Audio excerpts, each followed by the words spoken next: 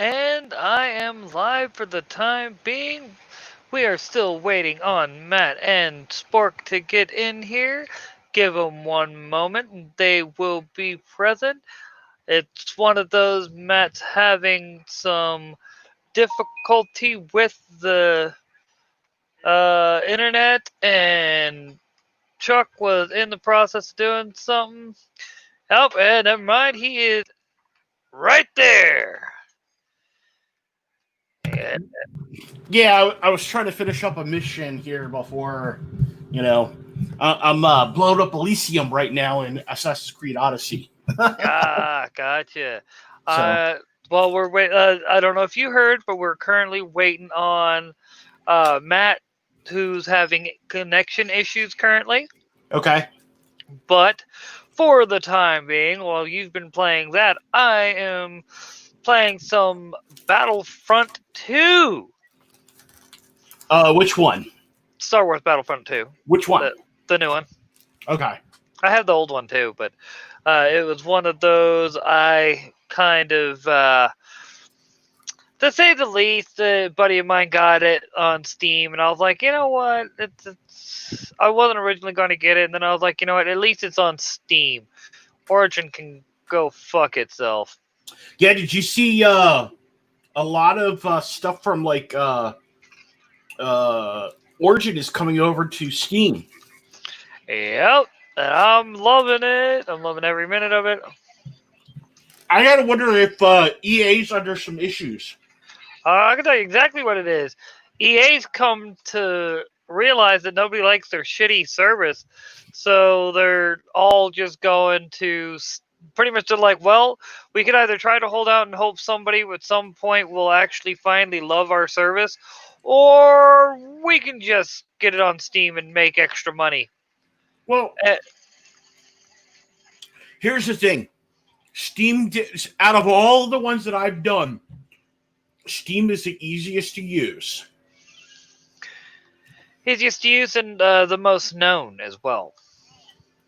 Like, well, let's be honest. But like GOG is like for like games that have like no DMR. Like if you don't want your games to have DMR, definitely go to GOG. You know what I mean? Yeah. If you don't care, Steam. Epic's system sucks. Origin sucks. Yep. Well, let's be honest. Nobody. Do you hear anybody going, yeah, I'm looking forward to that Epic exclusive? No. What do you hear everyone complaining about? You hear everyone be like, great, it's stuck on Epic. We got to wait a year to be able to play it. Because come on, how like everyone who goes out and buys a game that's, you know what I mean, brand new, and they buy it on Epic, they're only encouraging other companies to continue to exclusive with Epic, even though, you know, none of us like Epic. Yeah. I mean, I'm sorry, but if I wanted my information given to China, I'm just saying. Well, yeah, because they block Steam over in China. Mm-hmm. But like, if you have a VPN, you can play. Yeah, well, let's be honest. We are, the best way to put it, we are going to have to choose at some point. You know what I mean? Yeah. Because, hey, by the way, I wanted to ask you. Huh? Do you watch Rogan at all? Joe Rogan? Yeah. Some. I highly recommend the interview he just had with Brett Weinstein. I've caught bits and pieces of it, and all I gotta say is y'all been hearing me make pretty much the same predictions for a while now. Well, the other thing, well, you know, I don't know if you watched his one with. There was a couple of segments he talked about that were really good. One, dealing with like you know, that like a true third party should have like you know, one Republican and one Democrat, you know, and then they would, you know, and like he was suggesting Andrew Yang and this guy who's on the Republican side. And I'm thinking, well, you know, that's a good idea. I don't know how it would work on paper, but it in some way it does work. It would stop with the whole polarity shit because there's so many people that sit in the middle, like you and me. Well, my whole thing is with it is not even a matter of, I guess you could say, polarity. It's right now we don't have a Democratic Party. What we have is a progressive party that has taken over the Democratic Party. Like it is. Well, yeah, Technically, we don't even have a Republican Party anymore. right, but both because the Republicans keep bending the frickin' knee to what the far left wants. What we have is two far left parties that are pretty much run. The best way I can put it, it's both the Republicans and Democrats basically forgot what they started for because they've both been co-opted by corporations. It's not even that. Like Republicans were always the money party. Let's be honest. That's because they understood. Well, since Reagan, they've been the money party.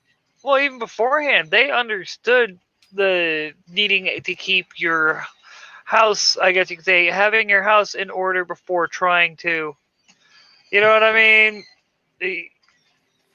You had to have your finances first taken care of. You couldn't just be having your budget be however way you wanted it. You know what I mean? You had to actually take these things into account. And the thing that's always bothered me is back in the day when it was, the 90s and whatnot, and the 80s and 90s and everything, Republicans were the ones who were doing a lot of the moralistic grandstanding things like that, and it hurt them. They finally realized, hey, we need to stop doing it. Now you have the Democrats doing it. But the problem is the Democrats have all the... I don't even really want to talk about this because we are streaming, and it's like, I'm trying to keep my shit out of politics. I'm trying to give people... Are we live? Oh, yeah, we were. I said we were live. Oh. All right. Yeah, we'll keep the political stuff out. So anyhow, yeah. But I get it. I'm so used to everyone coming to me with questions when it comes to politics that it's like, well, I mean, I am the politics guy. Yeah. But I'm not even going to try to argue that. But yes, so no, we're actually waiting on, like I said, Matt's having some connection issues. I'm, like I said, playing some Battlefront 2 while waiting on him. So I do want to talk about something while we're waiting for Matt. So 2 weeks ago we were talking about them pushing Harley as a good guy. Well, I got confirmation.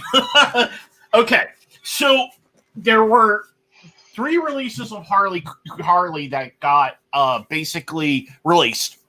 There was Birds of Prey by Black Label. There was a Harley Quinn and Poison Ivy, and then I told you about the Harley Quinn Criminal Insanity. And so, I made the thing is I think that, based off of the one, that Harley Quinn I think that they're going to position her as a good guy. Well, so I read Poison Ivy, Harley Quinn and Poison Ivy, and I read the Birds of Prey Black Label. And 100% out the door, they basically said that, so in the Birds of Prey Black Label, like Harley Quinn had just been released from Belle Rev, and she had been Belle Rev because of Suicide Squad.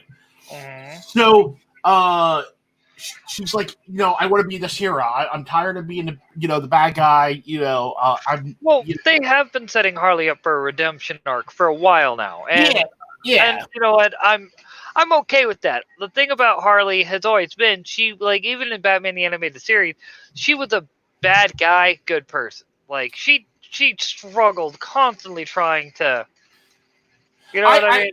I think it is the thing is kind of like what happens when a ultra bad guy, like, you get wrapped up in a cult, who is the one who is the evil person? Is it the members who got caught up in the cult, or is it the person leading the cult? You might have, And I'll be the first to say it's a bit of both. All right, it is a bit of both. It's a nuanced And thing. yeah, and Harley, and the thing is, here's my other thought and theory. They are going to distance her from the whole like slapstick Deadpool thing. I think they're going to kind of push her as a legit hero. Like, her main team's going to be on the Birds of Prey. And they're going to kind of, and I think where they could make this a redemptive arc, once again, we come back to show how bad Joker messed her up. Like, I want to see that.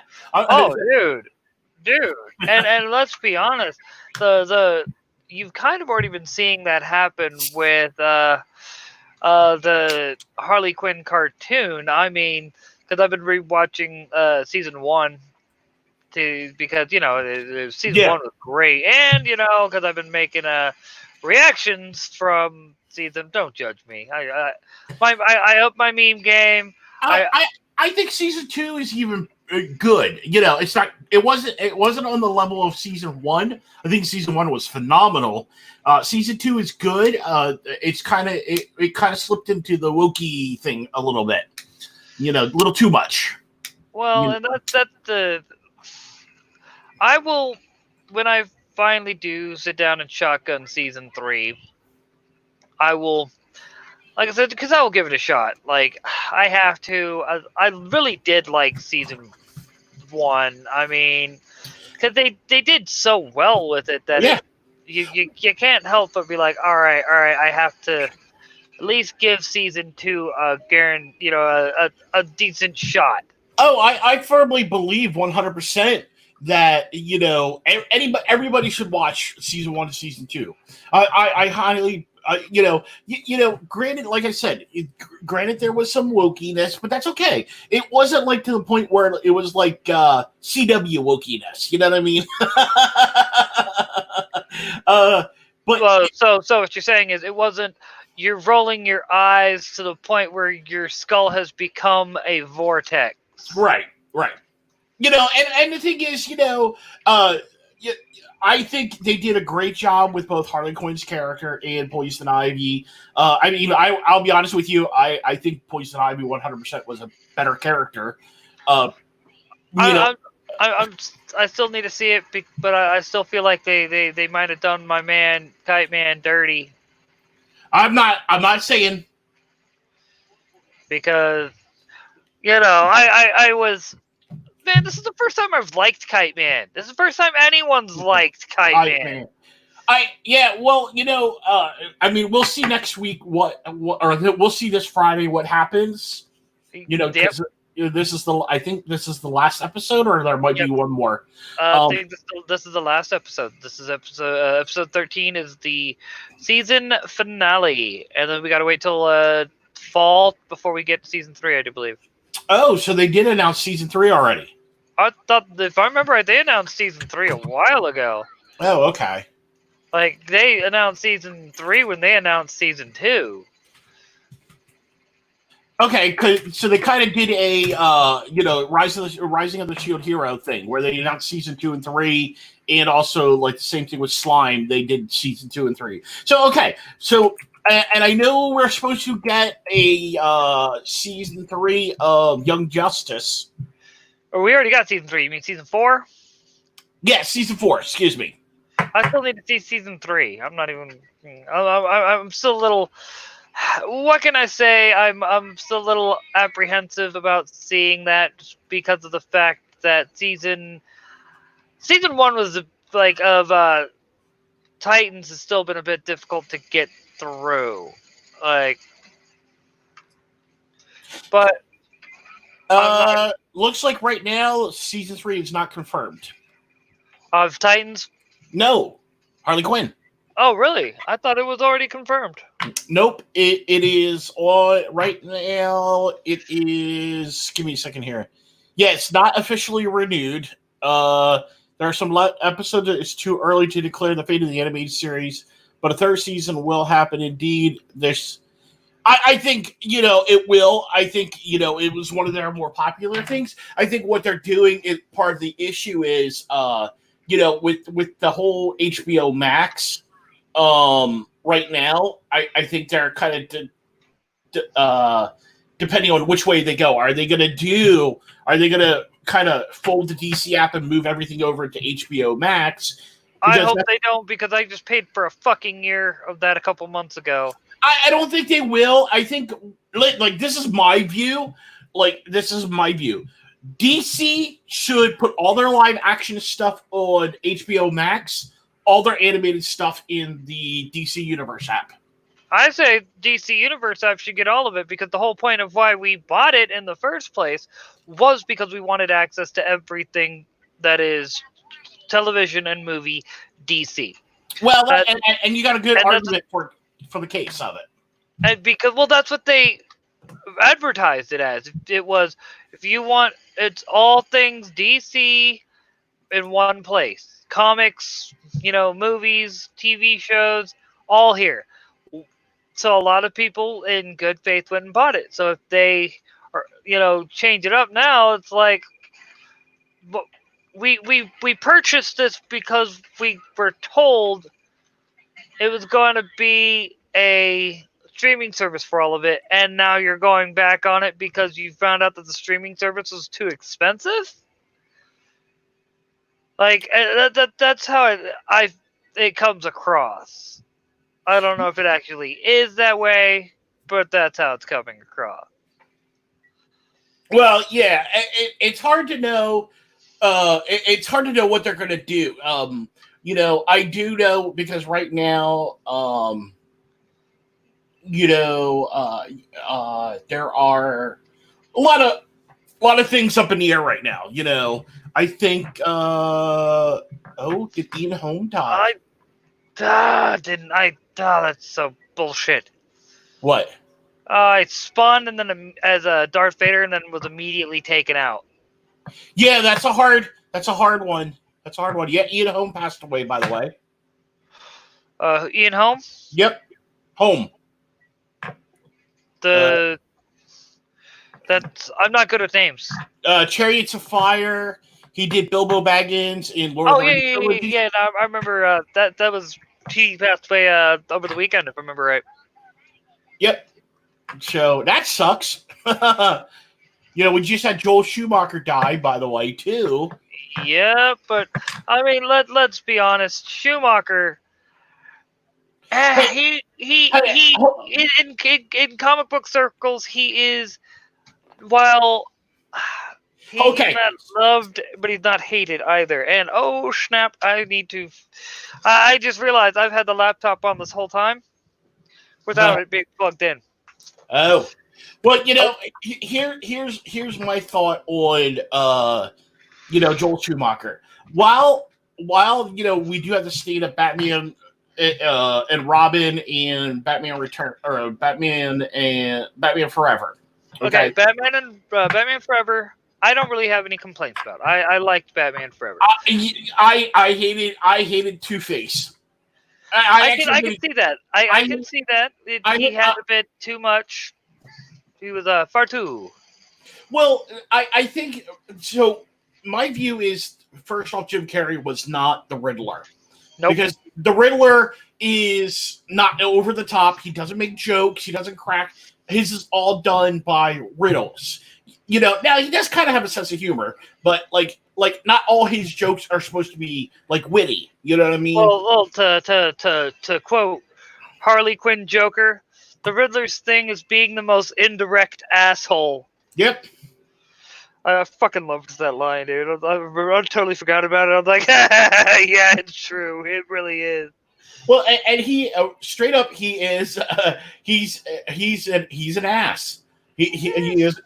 Well, and you see, and he was always meant to be the ass. Now that's what Jim Carrey did play correctly when he was playing Edward Nygma before he transformed into the Joker and stuff like that, or the Riddler. He was Edward Nygma. He was great because he was an asshole. You know what I mean? He was like the way he talked to Bruce Wayne and stuff like that. I thought Well, it's because he played Edward Nygma the way Edward Nygma is supposed to be played. Right. I'm smarter than you. And to most people, he is. And that's the whole point with, like, the thing about Batman's Rogue Gallery, and let me let Matt in, real quick. The thing about Batman's Rogue Gallery is everyone of them have a thing that Batman does better than them that's supposed to be their thing. The Riddler, he's smarter than the Riddler. You know what I mean? Mm-hmm. The Joker, he's the counterbalance to the Joker's chaos. Things like that. What's up, Matt? Not much. Just ready to strangle my internet connection. That's all. What you have for your internet connection? Comcast. Oh, I'm sorry. Yeah, it didn't pop up until it could be after worse. 10. The whole problem didn't pop up until 10 minutes before we're supposed to stream. Isn't that how it normally And is? it's still offline from my computer. Yikes! But isn't that Well, how it's still it offline normally from my is, dude? computer, Isn't that so- how it normally is? Like, No, it was like I actually said, perfectly dude, fine. Thanks, Comcast. Well, no, but par, right? But that's par for the course, though. As soon as you need something, oh yeah, we're not gonna work for you. We're gonna just kind of be an asshole. Yeah, and Be an asshole. Oh, yo. and right now I'm concerned. S-S-H-O-L-E. I'm getting concerned about how low the connection is on my tablet, so I may go out any second. Who knows? While we have you, let's talk about some Mythics, bruh. I know I've got my copies coming. Yep. Or should I, we got mine already paid for it. Because you went for it Indiegogo. Yep. Well, you already knew I was going to hold off on getting it until the Indiegogo. I told you that from the get-go. But being the fact that I'm actually, you know what I mean? That you're in it? Yeah, I have to purchase it. It's like that's like how can I put it? That's like if I had ever had a legit action figure made of me, I would have, you know what I mean? I would Yeah. at least buy one just so I could have one. Like, come on, it's me. Well, I has to. well, we would have sent you a copy anyway, since it's your likeness. Well, then that means that means I would have, you know. Damn. Oh well. Either way. Either way, you get a copy. But then again, Yeah. in this case, you're actually helping it get made. Yes. Very true. Very true. Like, but at the same time, have you done your part, Chuck? Wait, no, you really can't right now. Never mind. Nope. I am. I was like, wait a second. Wait, no, that's right. You can't right now. Yeah, I'm broker than a joke. You're broker than I have been. Well, I wouldn't be if it wasn't for the freaking, you know, and we talked about that, like what the state of Pennsylvania is doing. Yeah, So, but it could be worse. It could be much worse. Oh, yeah. But so now that we are, you know, everyone, the whole potty's here. Well, why don't you give people the basic rundown of what all has changed between issue 1 and issue 2 there, Matt? What can they look for? What can they expect? What tales of intrigue behold them? Well, what's passed has been a few days, and basically everything's somewhat normal, or as close to normal as it could be with a change while taking care of a changing baby. But so they're doing a mundane thing like going to the beach because, hey, I cut loose sometime. That's when Elfia gets a new job where she has to get rid of a Spriggan that's been seen roaming through the same park. This is also the same park where the baby changeling was set to be sacrificed. So this Spriggan might be connected to the witches in some way, since Spriggans also have this reputation of being malevolent creatures that can also work as bodyguards for malevolent people. All right. Here, I just So- thought they were something that oh, I can't remember, Maria, I think. The main character. I swear her name was Maria. Althea? Althea, yes. Well, Why would anyway, because her birth name is Maria. oh, okay. Yep. Uh, Basically, the whole thing with that is we're playing around with the concept of names have power over you. My name doesn't have power over Yeah. me. Name- Don't lie. Don't lie, Matt. My name does not have no power over me. Okay, good. Anyway, so with all this, I know you've had a lot of images that have been floating around of her having to deal with I'm guessing that's the old guy, the Spriggan. I don't know how they. Yep, the guy who looks like Gollum's cousin. The old guy, yeah, really creepy looking. Looks like well, let's just say he look like resemble creepy guy that you do not wish to be around if you teenage girl. Just say. Or Gollum with good posture. Ah. See, so but But go ahead. yeah, but the thing is that I sent Beth as reference for it the image, a picture of a statue that was made of a Spriggan. So that's based on folklore. Nice. Yep. See, further proving Matt does his research. Fucking hey. So, after issue 2, what all is up next for the Mythoverse? If issue 3 is able to get funded, which it will, because, positive thinking. What is next for the Mythoverse? Well, next up will be Changeling issue 2.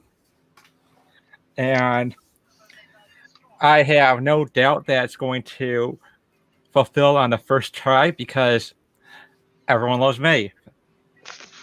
Everyone. Like, it is actually kind of... Well, it really, you gotta give it to Brett on that front because he did market that thing for like a year and a half beforehand of, this is something you all want. This is diabetic sweet. This is not fucking edgelordy. This is not any of that. You know what I mean? It's like, this is just... Yeah, but I'd like, say... yeah, but I'd have to say that if there's anything about it, it's going to change. The characters are going to change. well, it's not always going to be all about cuteness. Oh, yeah. But, I mean, you want some character growth, things like that. Yeah. I mean, come on. And one thing that I've always, remember, fans don't mind character growth. We just like positive character growth. Not, okay, take My Hero Academia, the season 3, alright? Why is Deku doing the same dumb thing that he just had to stop fucking Tenya for doing? You know what I mean? That's the type of character growth we like, where they actually grow. Do they grow, Matt? Do these characters grow?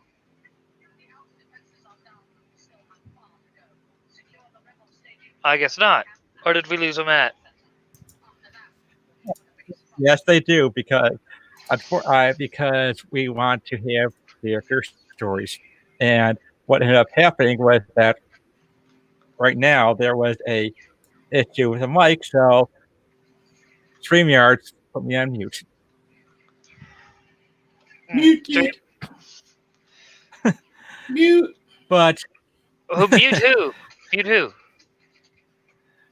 well, yeah. So basically, Elfia is going to have a lot of character growth. She's not going to be the same character as she was in issue 1 of Volume 1. In fact, she's going to have some. She's probably going to be more like Gandalf in her later years. So, sporting an epic beard and saying things No beard. like, "You shall not pass," you know. No all beard, but to me. she'll know more than she lets on. Hey, there you go. There you go. That was always a good thing about Gandalf, I guess. In fact, I think Gandalf has the best. When you look at the character of Gandalf and you combine it with a backstory Tolkien came up with, Gandalf had the most character growth. Because I'm not a Lord of the Rings fan, so I'm going to take your word for it. at the very beginning, when he was sent to Middle-earth, he was afraid of Sauron. Ah, I did not know that. Yep. He went from being afraid of Sauron to becoming the greatest threat to Sauron. See, that I didn't know that, so that's awesome. Awesome! Mm-hmm. Alright, Chuck, you got any questions? Nope. I'm good. You're good. You're good. Can you hear this man? Nash, can you hear this man? He's good. We're gonna have to take him out back and teach him. All I gotta say is people back it. Back it now! Do it! Do it or we send a Spriggan to your house! Just saying. Just saying. Yeah, and they're extremely territorial too. Exactly. So that means your house becomes their house. Bruh. I'm having a laugh, dude. The way I look at it. You're having internet problems, and I'm just happy I finally can play something. Oh, God. I don't know if you've been hearing about the computer problems I've been having lately. No, but you know what? I wouldn't be surprised. Oh, wait, yeah, I remember seeing it. You tweet about it. Yeah. Well, let me put it to you like this: I'm currently using my old graphics card because I'm having to send the new one back in. So you know what? Instead of being mad, I'm just like, you know what? I'll take the fact that I at least have this to work with. I have at least my old card because I was smart in trying to replace my card before this one went out. Of course. That's just awful. You know, it's always gotta be expensive one too. You know, and that's the thing. I'm not even gonna lie about that. Like, my whole thought is I should have just went ahead and gotten the 4 gig NVIDIA. I'm just should have. Hey, that's what Hey, when I built my computer, I went with the 6 gig. I'm realizing, I want something good. I don't need something top of the line, but I want something a good way decent. Well, and that's why when it comes to PC, like I said, I knew I should have gone and like the NVIDIA route because while yes, my first NVIDIA did go out on me, my first NVIDIA was also a used one that I bought, and so I mean, somebody else had already played with it, had their fun with it, and upgraded. So the fact that it lasted me a year and it was a starter card for me, I'm not going to complain. The thing is, though, I've had AMD and I've had NVIDIA. AMD is great, especially with third-party drivers. If you can find some good third-party drivers out there, sometimes you get NVIDIA AMD running better than NVIDIA's. So, Oh, I believe it. What I suspect is the card, like partly the whole issue that I had with the graphics card going out and everything is partly because of the fact that, let's be honest, I should have also just went ahead and upgraded my processor at the same time, like you heard me mention, dude. Like, I should have known I was going to need it, because I think that's part of what caused the fans to go out. I had not upgraded the processor, so it was causing the card to have to work, or the fans have to work 3 times as hard. And, well, I mean, the fans were like, we can't take it anymore! Granted, I've been hearing from everybody that there's supposed to be a second round of Trump bucks, so if there is, Yep. I'm going to invest in the process. yeah, it's kind of up in the air right now because of if they do it, they have to, in my opinion, stop with the pork on the sides. Just get the money out to people. I'm gonna rant here for a little bit. Sorry. Do it. I can live with the rant for once. It's not me. This whole thing is a bunch of horse shit. The fact of they can't get unemployment correctly. All this money going to these third party things and stuff like that. Business, small businesses needing money, yet big businesses are getting the money, which is BS. It's the small businesses like mom and pop shops down the road that need the money. It's all BS. This case, and I've said this time and time again, if they wouldn't have added all that other stuff and just gave money to people, they should have gave at least $2,000 to everybody, and they still wouldn't have touched the dime of what the whole total package was, because it wasn't all the other stuff on it. And that's a valid point. Like, it really is. And I'm not gonna sit there and act like, oh well, it's. To be honest, I think the biggest issue that I'm seeing we're having when it comes to the stimulus is the fact that the original stimulus was a fantastic idea on paper, bad idea in implementation. Sorry, because of the fact that there was like the $600 on top of your normal unemployment benefits. The reason why that was such a bad plan. Well, I mean, it gave people no incentive to actually, go back to work. Why go back to work when they have guaranteed, I think it's a week, so guaranteed $2,400 a week, or a month coming in on top of what they would normally get in unemployment. Yeah, well, I mean, they can't even get unemployment fixed correctly. Yeah, so when I called my state senator to find out what the heck was going on, because here I am now 8 weeks, I haven't gotten anything. When I said I'm broke, I mean I'm broke, guys. I mean literally.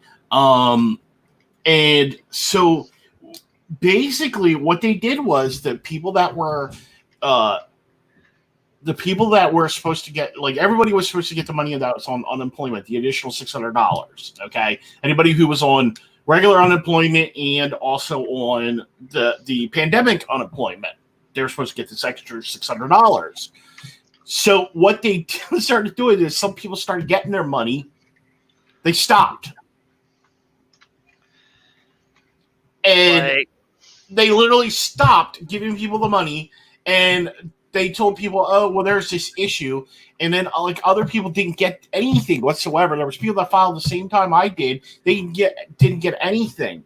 It's like Pennsylvania is like, and when I was telling the lady who answered the phone for Senator Mike Reagan, I was telling her, like, I've been in IT for 20 years. I said, I've never called a phone system that disconnects on me right away. I would get some sort of phone queue. I was like, Yeah. do they have a proper phone queue over there? No. I'm like, well, first off, why didn't they do that? That's not that hard to do, to get a proper phone queue. Second thing, because those things can be up and running very quickly. You know what I mean? You can get you can get a voice over IP phone tree set up very quickly, and you can set it up, within days. And then on top of it, I said, I was like, okay, well, what about chat? Why are they? She's like, well, the final thing they decided to do was not going to answer any chats or phone calls. I'm like, are you serious? I said, there are people, and somebody actually posted saying what they're hoping is that people stop requesting, trying to get their money, so they don't have to pay it out. Yep, that sounds about right. And just think, there are people who want to let the government take over medication and medicine and everything. I'm like, really? Yeah, this is why you don't want this. Say what you will about the whole Trump administration. The thing I love is the almost inefficiency. You see the almost inefficiency of everything in the government. 100%. Well, wasn't that one? If I remember right, that was one of the things that Trump actually ran on, was the fact that there was a lot of inefficiencies in government. Yeah. Oh, we need to hurt. Like, I'm just saying. I'm just saying. Waka waka. Yeah. And what's up, Humble Marty? It's our state decided our governor is a fruitcake by merits alone. Humble. Yeah. I hope you're not living in New York, because New York is just yeah. I've never seen a guy who literally is blocking Jewish people from meeting, okay, and then starts welding doors shut to stuff, and I'm like thinking, it's like, oh my god, it's like, I know, dude. Yeah. Dude, what's funny is if we're in a situation where it literally has become everything that they have accused the right of over the years, they themselves have been the ones doing. Isn't that ironic? And you still see the inefficiency from the right too. It's like, I'm thinking, like, you guys nominated, people nominated Trump to get in there. Like I said, say what you will about him. Trump was nominated in, because people like the fact that he gave no shits. Then again, it does come back to presidents don't really set policy. We just have, we have inefficient Congress. When you have people in Congress for 40 years. That's why I'm a firm believer in term limits. Yep. I am too. What about you, Matt? What's your view? Oh, definitely. We should definitely have term limits for our senators and congressmen. They go ahead. They just want a dynasty of their own. Yep. I had said something to the fact of, what they need to do is they basically, we have to, the citizens would literally need to stop voting people in. The problem is, places like California, they're never going to stop voting the same people in, because, hey, they like Nancy Pelosi. They like, it's not a matter of them liking Nancy Pelosi. It's the fact that Nancy Pelosi, I just got sniped. But anyway, Nancy Pelosi has always, the problem, the best way I can put it is these places just vote for name recognition. Yeah. I would agree with that 100%. Like, it's not that they're actually voting for someone to change things. They're voting, oh, well, I know that person. They're the same person. Let me continue to vote for them. Yeah, I mean, what's easier? And like I was talking with my niece about a week ago, and she's like, "Do you vote in the local elections?" I said, "No." She's like, "Well, why don't you?" I'm like, "Because I don't know the people." That local elections. Even though I'm a firm believer, I think everybody should be voting in the local elections and stuff like that. I don't vote in the local elections because I don't know anybody. Because and that's partly by design, if you ask me, because of the fact that everyone is so focused on national elections all the time. Fucking snipers, man. But everyone's always more worried about the national elections, never really what's going on locally. People tend to have a bad habit of just marking party line down the ballot, like they don't come out for primaries, things like that. yeah, true. I definitely see that. It happens quite a lot. But even in national elections, which is why I really recommend everybody watching that video with Joe Rogan and Brett Weinstein, especially when they're talking about like how we can change the dynamics of politics. People need to stop voting party lines and vote for people who literally match your values. And how many people are actually far left and far right? No, neither. I guarantee you, a majority of this country votes is center. Well, moderate conservative, actually. We are very much a right-leaning nation, but the problem is because of the fact that we have, take for instance, political compass tests. They're specifically designed to skew your view to the left. All right, they word things in a way that, like, take for instance, most people will sit there and will say things like the anti-war left. Well, really, if you sit down and actually do your research, the right has always been anti-war as well.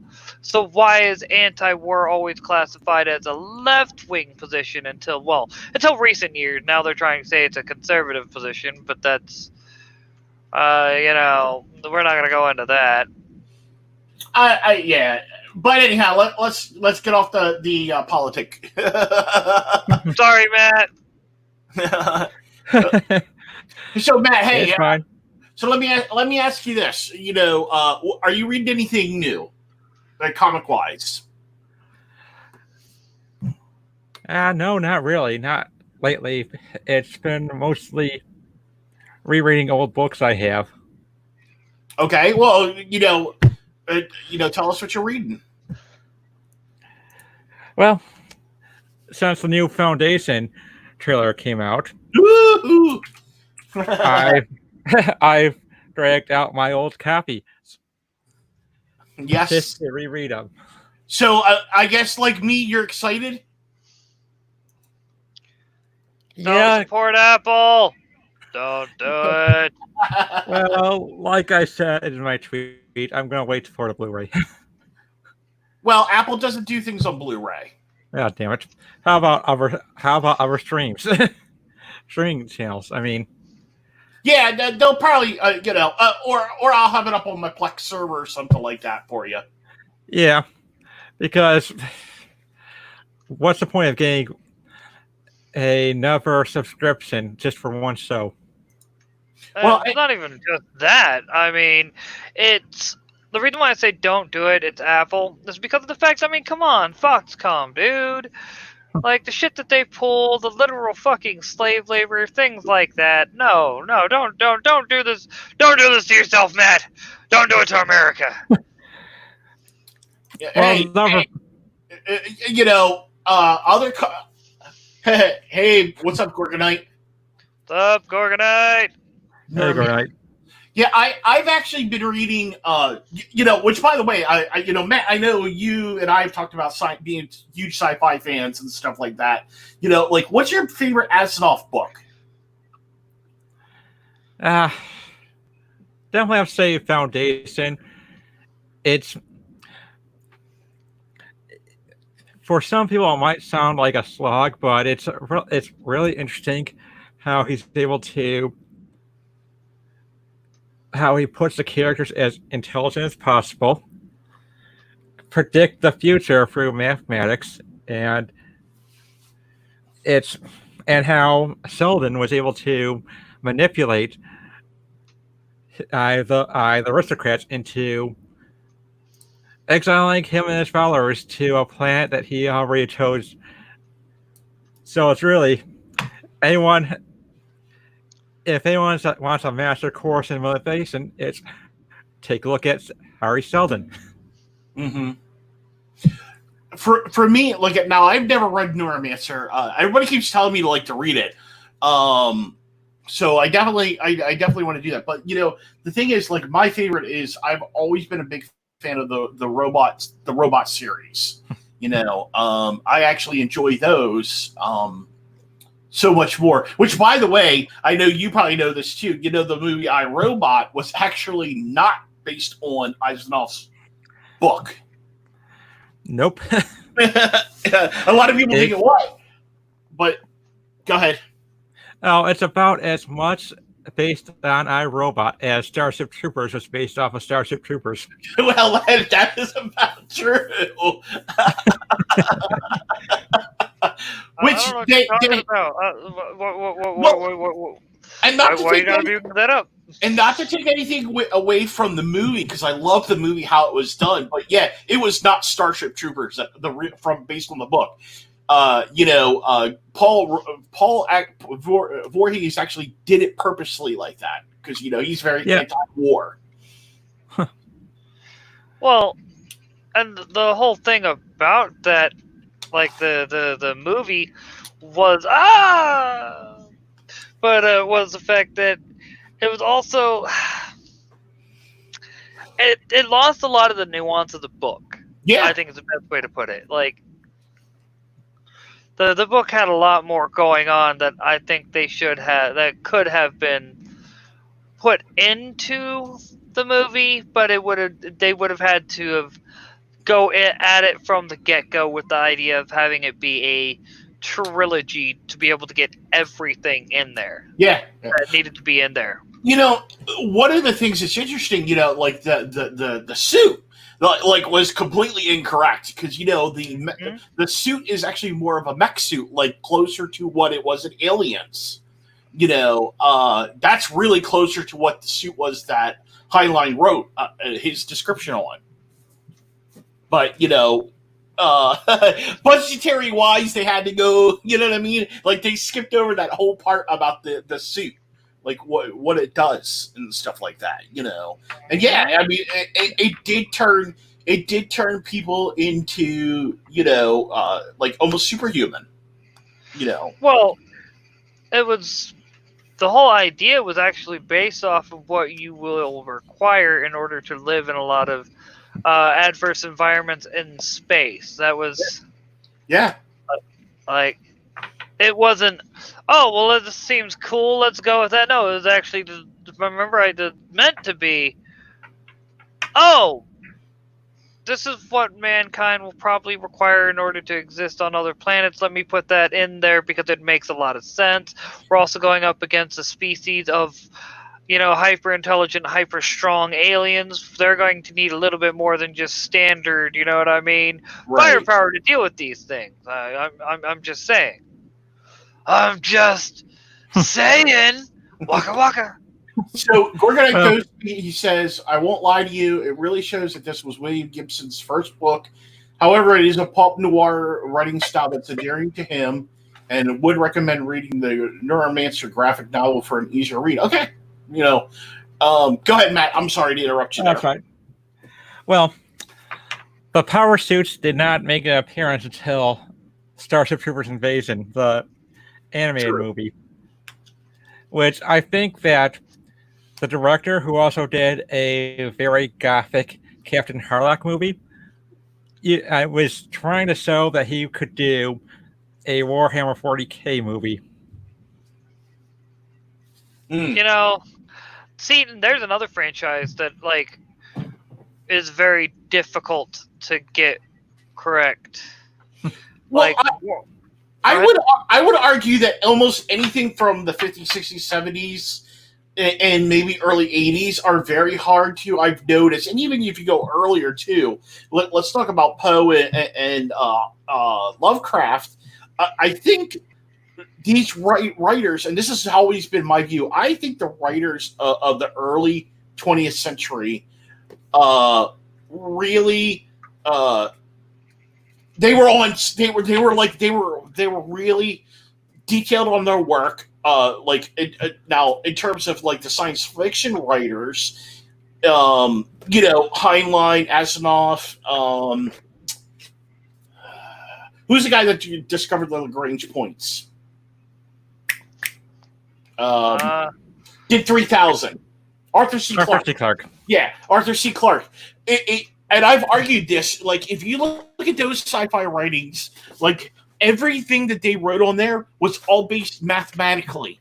Like everything is mathematically the way they came up with it.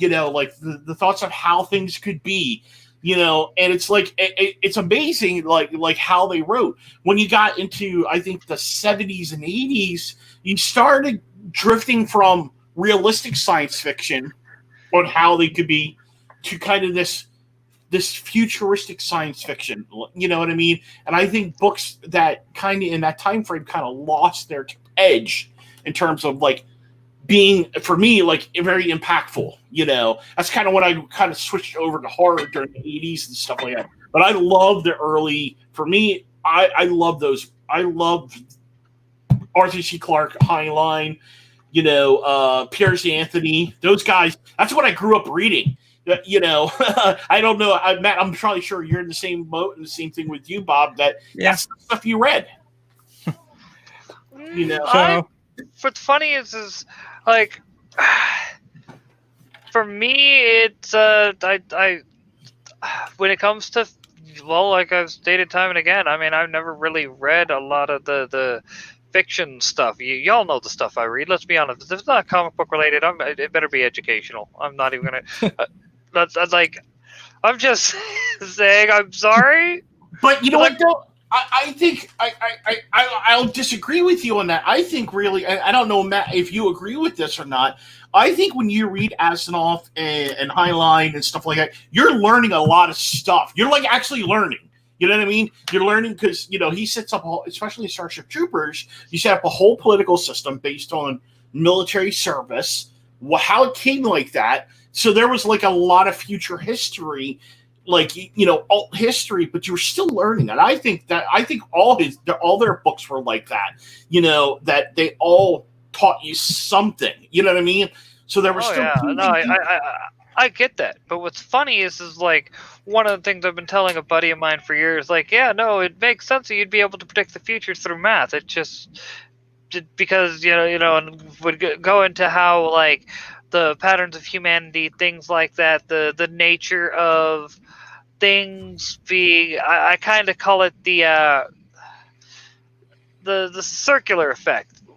Things, regardless of what, like an event will happen, and if you really look at it, things historically, it's almost like things tend to line up. I guess, yeah. I was going to say it's like events every so often. It's like, it's really hard to explain. It's almost like we constantly return to the same points. Well, there is there's two theories that I like. Somebody postulate here: history never repeats itself; it always rhymes. Okay, and then the other side is, of course, you have the biblical aspect that I like, where it says nothing new is under the sun, because everything has been done before. I mean, I tend to hold to both of them. I think everything's been done already, and then at the same point, we're living this time that's rhyming with 1920s, the 1920s in the United States and the 1930s in Germany, So it's not the same. I just think human nature, and I think this will go. I don't know how you guys feel. Like mathematics, to a point, has the ability, because it has a constant over the last 2,000 years. It's always been pretty much a constant, since the Greeks and stuff like that, and Arabs, with the algebra, of course, with Plato and those guys, Pythagoras and all that, their stuff, So mathematics is a constant, and I think that's kind of why we see things almost seem like they're repeating, because math is always constant, so everything's based. You know what I mean? Oh yeah, Yeah. I understand what you're trying to. You're trying to put down. I'm somewhat picking it up. Maybe not the best, but I'm somewhat picking it up. Like it's the natural effect of man, the way things naturally go, Yeah. all has a mathematic, if you will, overtone that can be found. Oh, of course, yeah, 100%. I mean, and then the other thing too is, where you line up morally, and you look at things, and this is what two things. Where do you like your two moral constants are humans wicked? Are we naturally, are we always evil? And then the other side is humans are always good. So yeah, those are the two morals you argue with. Gorgon, yeah, that's what I was going to say. 70s to modern science fiction leans harder on the speculative side, and I think that's why I don't particularly care for it. And I think that's one thing I have to appreciate Roddenberry for Star Trek, for Next Gen, and same thing with DS9 and Voyager. They still used a lot of elements from that original sci-fi stuff, Well, whereas technically, like I saw this meme, all right, and it was Scotty talking to Kirk, and he's like, I can't defy the laws of physics, Captain. We can't get any more power out of her. And he made the joke was, well, then shut the engines off, because that's how space worked. And it's like, that's not how warp works. yeah, because Well, well, one thing I have to say is that it wasn't really Gene Roddenberry that came up with all that stuff. It was Gene Kuhn. Roddenberry just came in and took all the credit for that. Isn't that how it normally goes? Yeah, but Yeah. But I think you know what I mean. Is I have to. What I'm saying is, though, he still used that history, the math. He used all the stuff. Both the writers. I'll just go back to with the writers of Star Trek, because there's more than just Gene Roddenberry who wrote. I mean, we know Harlan Ellison wrote, probably one of the best books of Star Trek. Well, look at season 3 of The Next Generation. There's a reason why it's referred to as growing a beard. When Roddenberry died, as bad as and I'm not trying to be mean to Roddenberry, it's just when he died, they were able to use a bit more of other people's ideas. He's a great idea man, not the best writer, and he always tried to do the writing part of it. And it's like, but Gene, bro, you're not a writer. You're good. You're good idea guy. Not a writer. Well, and I will come back to George is the same way. Yep. George Lucas is the same way. Horrible director. Great idea, man. I mean, when you look at and of course, we know Star Wars wasn't all him, because there was a lot that. Have you guys read the original? They did the 6 or 7 issue Star Trek based on George Lucas's original. Star Wars, you mean? Yeah. Yeah. And you look at what he originally had, some great ideas in there, but I'm so glad when he got that lady on board, because she flushed a lot of that stuff out that George was doing. He had that lady on for the first 3 movies. Of course, then you had the directors come in for episode 2 or episode 5 and 6, and they're because originally George was going to kill Han Solo, and he got overrode. Yeah.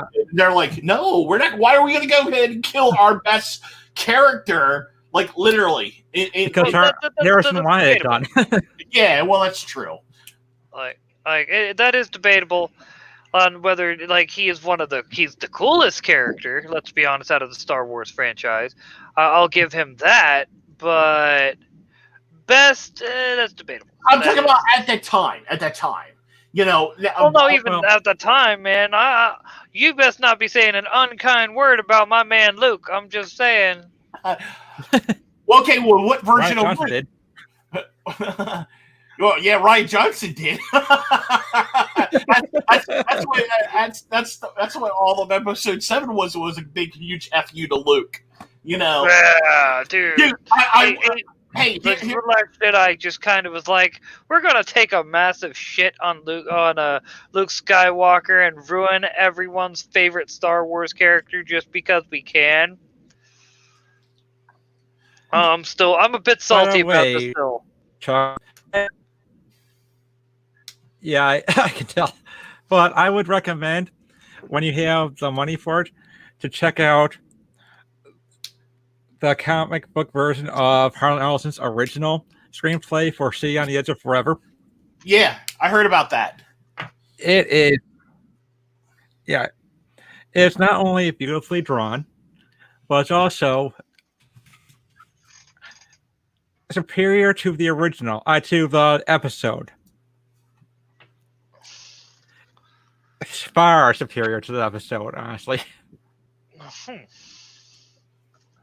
Did they? Not hard to do. And so, did they ever say like what? Well, I was going to say what? Why did Roddenberry change a lot of what the Ellison wrote? Like, why did they say why they changed a lot of that? Roddenberry claims budget issues. Budget issues. Hey, Matt, can you? I'm going to share my screen, guys, just so you can see this. I'm gonna share the screen here real quick. Let me switch over to Streamlabs so I can add it to the stream. There you go. I mean, look at that art. Oh yeah. Like, dude. And what's sad is I've never have been, I should say, a big original series fan. I've always been like Next Generation was always my fucking. I'm not a big fan of. I mean, I'm not a big fan of the original either. There are, mine was more like episodes. Like there were certain episodes that I really liked more than other ones. Of course, I always liked Kirk. Kirk was my favorite character. I know a lot of people were big Spock fans and Bones fans. I like Kirk. Always had like Kirk, but I always loved the fact of every episode somehow he's got to get his shirt off. Original series, Scotty, hands down. Oh, not to take away. It's a shame that both Scotty and Kirk hated each other. Yeah, but they actually made up before doing stuff. Yeah, that is true. That is true. Although may I say it sucks that he's dead, dude. Like him and Bones are both dead. Before Scotty. And yep. So let me ask you this: did you guys like in the on the re-release? The J.J. Abrams versions. Who do you think is the best person who did the closest to the characters? I have to say Carl Urban did. Oh yeah, definitely. he did do good. Like Chris Pine, his acting was better than Patrick's or than William Shatner's. I'm sorry, but the guy who they got to play Spock, he just doesn't have the same. He's a good actor, but he just didn't play. And he's also a big Star Trek geek. He also, to be fair, he Zachary is a big Star. Yes, he is a big Star Trek fan. Yes, he also became friends with Leonard Nimoy. Mm-hmm. Yep. Meeting Nimoy and everything was because he was a huge Spock fan, to be precise. Mm-hmm. And I don't want to dog his portrayal of Spock. He just didn't have the same gravitas to the character that Leonard Nimoy had. Yeah. And that's no fault of his own. I heard a story about one day when Leonard Nimoy came to the set while Carl Urban was doing a scene. It brought Nimoy to tears because he thought that DeForest Kelly was back. Somehow came back to life. Well, and that speaks to me. For me, I think Carl Urban is so underrated as an actor. He really is. I mean, when have you seen that dude? He was the only good thing about his Doom movie. Let's be honest. Yeah. Yep. So what, you didn't like The Rock? Dude, all right, let me put it to you like this. The Rock has become a good actor, but this is the beginning of his acting career when he was not as seasoned as he needed to be. Polished, yeah. He wasn't polished. Like I think The Rock now, that whole part at the end where he's wrapping the rhubarb pipe around rhubarb around his hand, Mm-hmm. and rebar. There we go. Rebar around his hand, and he's like, "Simper Fi, motherfucker." He would have today would have been he would have done it a lot better. It would have been him bending around, "Simper Fi, motherfucker."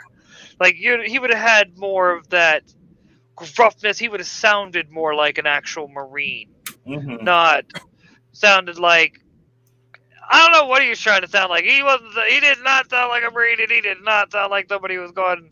He sounded like somebody who was trying to act like they're crazy, not somebody who was going crazy. I think that was a big thing with him, at that time frame. I just think, like you said, he didn't have his acting chops. I think where he started really coming out on his own was The Rundown. Mm-hmm. The Rundown was really where he started stop being The Rock in, like, for instance, like The Rock being The Rock in he is the TV show, like in WWE. I felt like he became actually like he was Dwayne Johnson. Like I saw Dwayne Johnson, even though like he still did some action moves and stuff like that. But I saw Dwayne Johnson like himself. I wasn't seeing The Rock on the thing. Whereas I think in a lot of the early ones, he was The Rock. And that's the thing. It's when he finally started to become himself. Mm-hmm. I think. Like he had spent so long, because you got to figure it. He had started out not really liked as a wrestler. Yeah, he was a heel. Like he was all excited to finally make it into the WWF, and then he was booed, and that was a big hit, like to his ego and everything. And so when he came back as The Rock, he brought all that pain in and all that anger and frustration, and that's why The Rock was such a great character. Yeah, because he was hated because he was on the what was it, the nation, they were like the Nation of Islam, but anyhow, so like that's the biggest thing. Like he literally he really took a role. He took that role and he really made it his own. Like he made himself. And yes, he still flipped between good and bad and stuff like that. But he really took all that and made it himself, because he was trying to be like too much like his father. Because Rocky Johnson was his father, so he was trying to mimic a lot of that. Oh, so Neo's real quick here. Kyle Urban is one of the few good things about J.J. Abrams' strike, but frankly, nothing else could save those films. Honestly, I wasn't much about Star Trek guy, primarily because I had little to no exposure to the franchise. Lifelong Star Trek guy here. I mean, I've always thought Star Trek was a good fucking series. I mean, it for me, it's the Next Generation, dude. It was all about the Next Generation. And then DS9, but like I stated time and again, dude, the Picard series, what they did to my man Picard has made it to where Sisko is now #1 captain. Yeah, that's saying a lot. Which is a shame, because, well, no, it's not a shame, because Cisco probably, for me, like, DS9, what was great, because we had we had two huge, great characters in Cisco, and then also with Michael Dorn, he really broke out on DS9. Even though, like, he was big on, Next Gen, I think he really broke out in DS9. 100%. Yeah, because Next Generation was just basically Worf saying something sensible and everyone telling him to shut up. Yeah. Whereas on with DS9, he became a full-fledged member of the crew, and everybody respected him. 100%. Oh, he was also there on Next Generation. He was often used as what they've referred to as the Worf effect, if I remember right, where putting somebody up against your strongest character type deal, which was always Worf. Because, well, technically Data's stronger, but we're not going to go into that. We're not going Unless to you play go into Picard's version of the androids, then anyone could beat him up.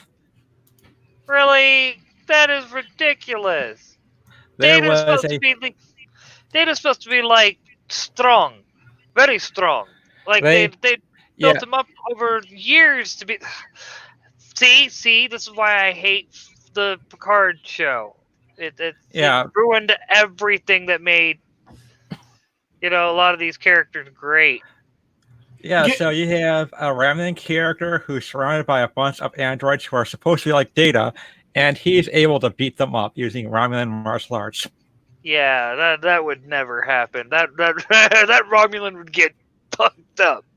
like when I was first watching like the first couple episodes, like I think the episode I kind of gave up on Picard was the one where 7 of 9 they go to that planet with 7 of 9, and then she turns around and like it's like she warps back to, or she goes back to the thing and then kills the lady. It's like, really? Come on, like you know what I mean? It's like, Well, once again, this is you're not being made by people who are Star Trek fans.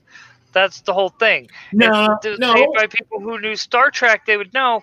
Like the one complaint that a lot of people always have about the J.J. Abrams Star Trek is they constantly made them too actiony. All right, and Star Trek, like, say what you will about the Next Generation, at least the Next Generation maintained the, I guess you could say, like the movies and whatnot maintained that it was about trying to find non-violent diplomatic solutions for things. Like the whole thing with like First Contact, Picard didn't want to have to go through and wipe out his ship. He didn't want to have to do what he had to do, but he would do it.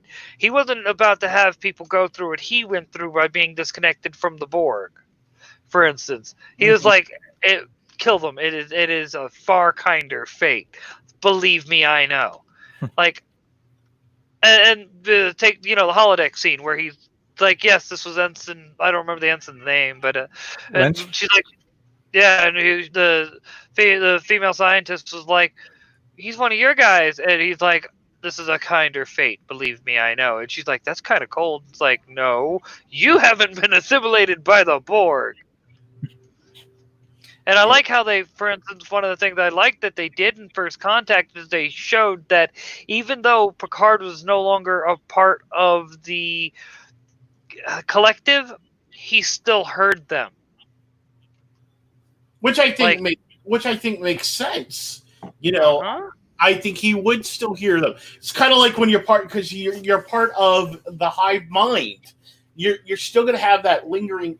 Even like say a cult. Let's go back to the cult thing we were talking about. When you're in a cult, you get almost like a hive mind. You think and feel this way. That's why you look at a lot of these people who escape from these cult leaders. They still say, well, you still have some tendencies because that indoctrination is still in there. To a point. Yes, you've broken free, but there's a reason why. Did you really? Yeah, did you really break it free? Because any little thing could probably set you back to that lifestyle. Yep. And then, granted, this is one of the sign that we're all geeks here. We're supposed to be talking about Mythics, and we're like Star Trek, because fuck you, Star Trek. You did not say an unkind word about my man Cisco. Wait, I thought you said that about Picard and Luke, and they were destroyed and bastardized. I think one of the other problems I have with the current Star Trek, it's like, I don't know, it's like the other, like how much would actually like, where does Picard fit in? Because apparently, with the reboot of everything, like, where does it fit in? Does it fit in with the original, or is it technically a sequel to Next Gen? Really, to be honest, I think what's going to end up happening, if at some point CBS is going to have to do like what the rumors have been going around about Star Wars, where they're going to try to pull a retcon of sorts and make everything that the new writers and creators and things have done are made non-canon, because quite frankly, they this is the best time for them to be trying to put these franchises out there, but the problem is these franchises aren't making money like they would had they had the right people at the helm. Like, let's take once again, take Matt for instance, because he is a lore guy. You think I'm playing? You should have seen a post on Facebook, and it was a BattleTech post about the Star League and everything. And it's like, Yep. Matt, like, I knew it was BattleTech related. I didn't know the full story behind it, but I knew what was going on. I knew Matt would know exactly the whole story behind it, how it went down, this, that, and the other. Why everyone? If I remember right, this is back when the Steiners are still just the Steiner. House Davian and House Steiner were still separate. Yep. And they actually did separate. Like, well, yeah, again, but I think that didn't happen war. to like 3200 when that finally happened. No, it happened in the 360s. Although the bloodline is still connected. Yeah, at this point, I mean, there's no way they'll ever be separate again. They're still the same literal family because they were married together for a few hundred years. Well, for about a few decades. I thought it was a couple hundred years that it went from House Steiner, House Davian to House Steiner Davian. No, that only happened that was only a one generation thing. And if I remember right, that was only done because they were trying to do a reform of the Star League as well, a proper reform. Something like that. But I think overall, combining House Steiner and House Davion was like making it an extremely overpowered superpower.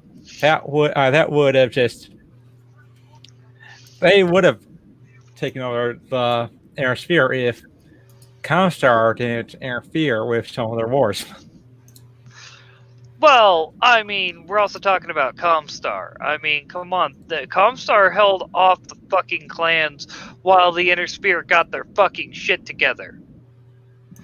There's a reason why Comstar pretty much fell. It's because they were the ones that held off the clans. And what the few pockets of what's left of Comstar, because of that, they're very untrusting of the rest of the fucking galaxy. Well, the thing about the Battle of Tukiyat was that I don't think it would have done much anyway. Because the clans are stupid. The clans thought that if they took Terra, everyone would bow to them. But True. That would also leave time for the Inner Sphere to build up their tech level to a point where they could go after the clans and really kick them out of the Inner Sphere. Oh, yeah. Well, and if remember, in lore, Comstar tech is still highly coveted. Well beyond... it's basically Starleague tech because it was untouched. Most of it was untouched until 3052, I believe. They didn't really use their mechs for much, except for giving them to Draconis Combine and using it, and also using them to... And since you mentioned them, one thing I got to do, House Kirito, what represent? Chuck, have we lost you on our BattleTech talk? Yeah. I think figured as Chuck much. would enjoy it because it harkens back to the older days of science fiction. That, I mean, come on, it's big giant robots versus other big giant robots, and how can you go wrong with that? That is why I love Pacific Rim. Because we've got giant robots and kaiju. Anything with giant robots. What's funny is a lot of people say, Okay, real quick. So the one mech or the one Jaeger that they use, Gypsy Danger. yeah, that one. The picture that's basically roughly the size of an Atlas. Mm-hmm. Okay. All right, and an Atlas is while the argument can be made that the Atlas is not the best heavy assault mech in the game. My personal opinion, it is, because the Atlas is the most versatile assault mech in the game. Actually, the Atlas is pure brute strength. Oh please! A few modifications, the Atlas is a fucking amazing. I've seen. Well, my personal build that I had back in the day showed that what the Atlas could do with a few tweaks to it, with the jump boosters instead of the jump jets. There he is. I saw him after the fact. That's one thing, I was talking with Eric about recently. That's one thing we don't have a lot of is mech movies. We really need, I would love to, because they could do it with the CG we have it now and stuff like that. There's an Ava movie that could be done. How about a Gundam series? Why haven't we gotten the Gundam series? Because we did do the Gundam movie. Yeah, but that was back when CG was still kind of, kind of poopy. But now that CG is caught up, look at Pacific Rim. No matter how much you didn't like, if you didn't like the movie, the storyline and stuff like that, one thing you got to admit, it did a great job with the mechs. They were different. The sequel wasn't bad. It wasn't good. I think since they didn't have Del Toro on that one, it really hurt. But if you look at the mechs, they were all different styles. They looked realistic. That none of them looked out of place. They were all, the whole they did things smart. If you're trying to control a robot that large, you would definitely need more than one person to be able to control that. Well, and that's one thing that depends. The way BattleTech got around it, it was a lot of heavy modification on the clan side, and on the Inner Sphere side, it was Bloodlines that had more than likely. If you had a mech, it was you either were mercenary that was military that learned that was already augmented for mech piloting for Neurolinks and everything. Or actually, go ahead. Go on. Okay. Well, it was all based on the neural helmets. Basically, there were helmets that were connected to your neural system, so it's all based on your brainwave. Which is still kind of like what they were doing with the Jaegers. They were doing drifting, drift tack. You know what I mean? So you're still using your brain. Yep. Well, and I think Yep, and you had to have a. Go ahead. Oh well, you had to have a healthy brain to pilot a mech. If you had a mental illness, you could not drive one. Nope. Well, unless it was a spider. Then it was preferred. Well, and that does make sense, though. You think about it. Could you imagine what... even just in a Gundam. Imagine you piloting a Gundam. This is one of the things I really wish they would touch on more, the new types. Because with the new types, or the ones with Seed, if you watch Gundam Destiny, or Gundam Seed, your processing abilities, because they lived in space, were completely different. If you were modified like it was in Seed, your brain being modified to be able to support, that ability to be able to process that amount of data so quickly. You know what I mean? Well, we're already seeing something similar to that go on already with I think basically like evolution, because of the fact that the amount of information that we take in on a daily basis versus the amount of information we took in 100 years ago, we're already becoming more attuned to higher information loads. Well, Naturally. and then you also look at it. So take a Gundam, for example. So if you're looking at a Gundam and you're sitting there and you're piloting a Gundam, and some Gundams are two-seaters and other ones are single. But if you take let's talk about UC line. With the new types and stuff like that, they had almost like this sixth sense, with the processing. How many have you guys both watched the original Gundams? I'm not a Gundam fan, actually, surprisingly. Okay, so Matt. Okay, but Matt, you know what I'm talking about, like how you looked at both, the main characters, Char and what's his name, and how they process that information, so quickly. And it was almost like a natural reaction. So it was almost like a sixth sense, and the same thing now in C, that was almost like because they were out in space, there was a new evolutionary standard, new evolution. Of course, that was something they touched on, what were new types real? Because then they, later on they touched with the neo new types.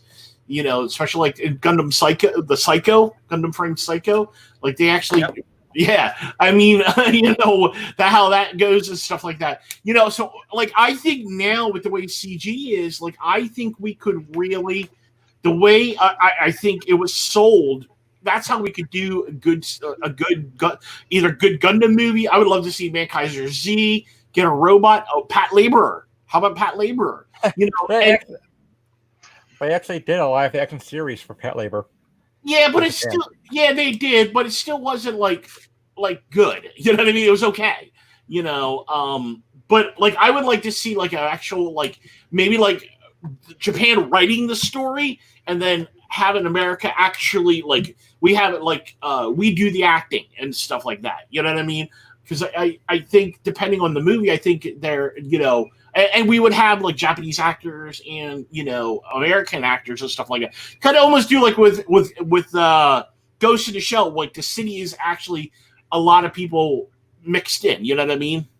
And stuff like that. And may I say, the Ghost in the Shell live action movie got a lot of flack, but I think they did a really good job. Like the studio, it wasn't Japan's studio, it was the American studio. There was two concerns that I had with it. One, I love the fact that the director trolled everybody at the end when they said that it was actually, when they actually had, it was actually a Japanese person inside of a American body. Because that's how it was in the actual manga. It was a Japanese person and he even said, the creator even said the person was actually white and was actually a man in a female Shell's body. Yes, he actually stated the actual body was a male body, was a male brain inside of a female body, and the reason why the character was a lesbian, because in that universe, a male couldn't have sex with a female cyborg. It would actually cause a brain overload. Wow. Yeah. But he also admitted that he didn't want to draw a man's butt in a sex scene. Yeah, that's true. That's also true too.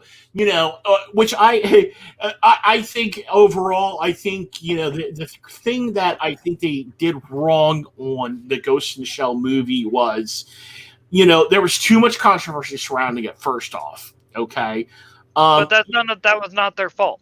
It was not their fault. But I still think they could have taken, and I don't know where Matt feels about this, but the girl from Ghost in the Shell, I think the girl who played in Pacific Rim, they could have casted her because she looked the role. Like she looked to me like what Motoko should look like.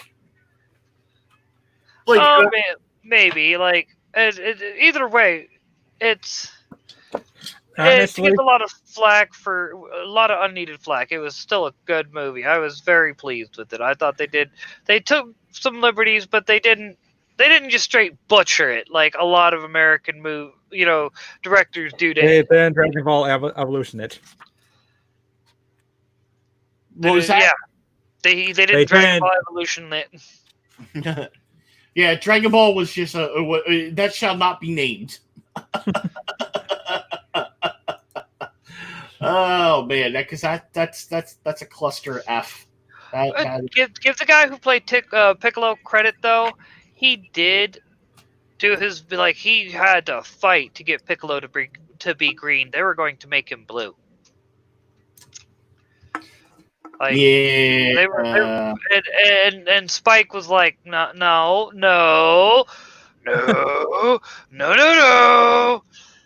Piccolo's green. We do not mess with the Namekian. Well, I think really what it comes down to, Hollywood does not understand foreign films at all. I think they don't. They barely understand their own films. Well, now they that too. Now they don't. For the last 20 years, there are. I really wish a lot of people would watch a lot of more foreign films, especially coming out of the Chinese or we'll just say the Asian market, because there are a lot of great films, like The Wandering Earth. I don't know if you guys watched that one yet. That was a Chinese film. Fantastic film. Basically, it takes place in the future where the sun is dying, and they actually have to move Earth.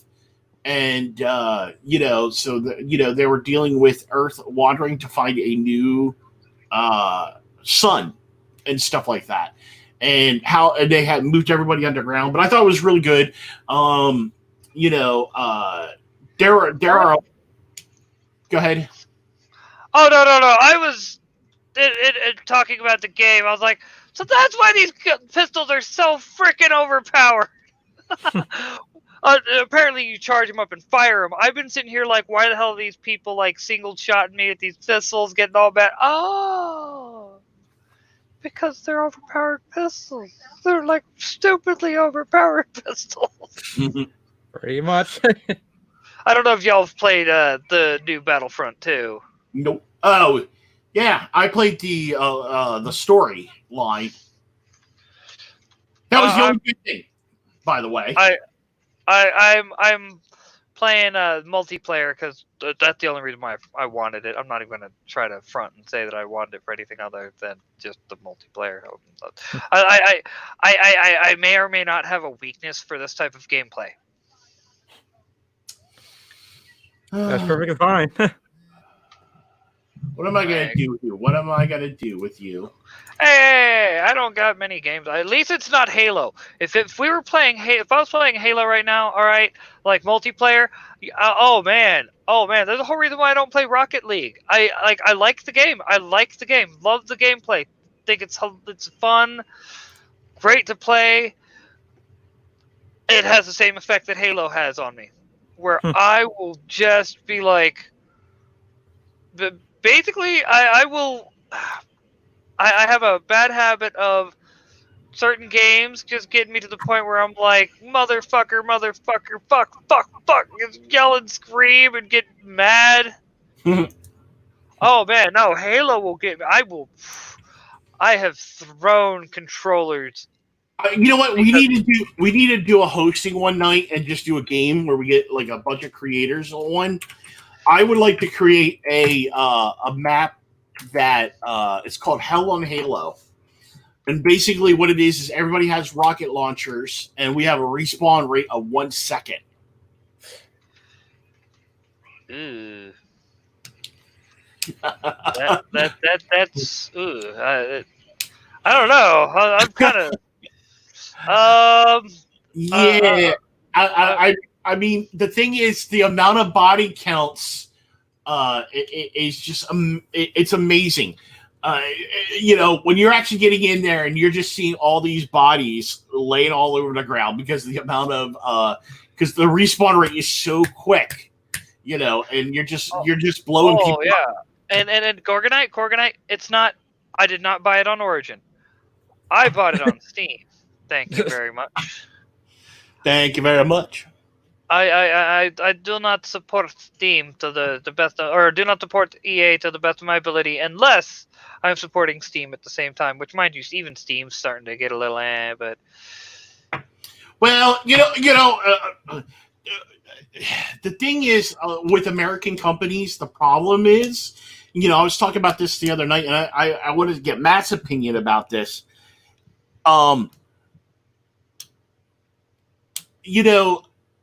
I don't think it's the fact that they hate anime boobies and stuff like that. I think they hate the fact that Japanese games are outselling American games probably, I'd say, 3 to 5 to 1. That's probably it. What's that?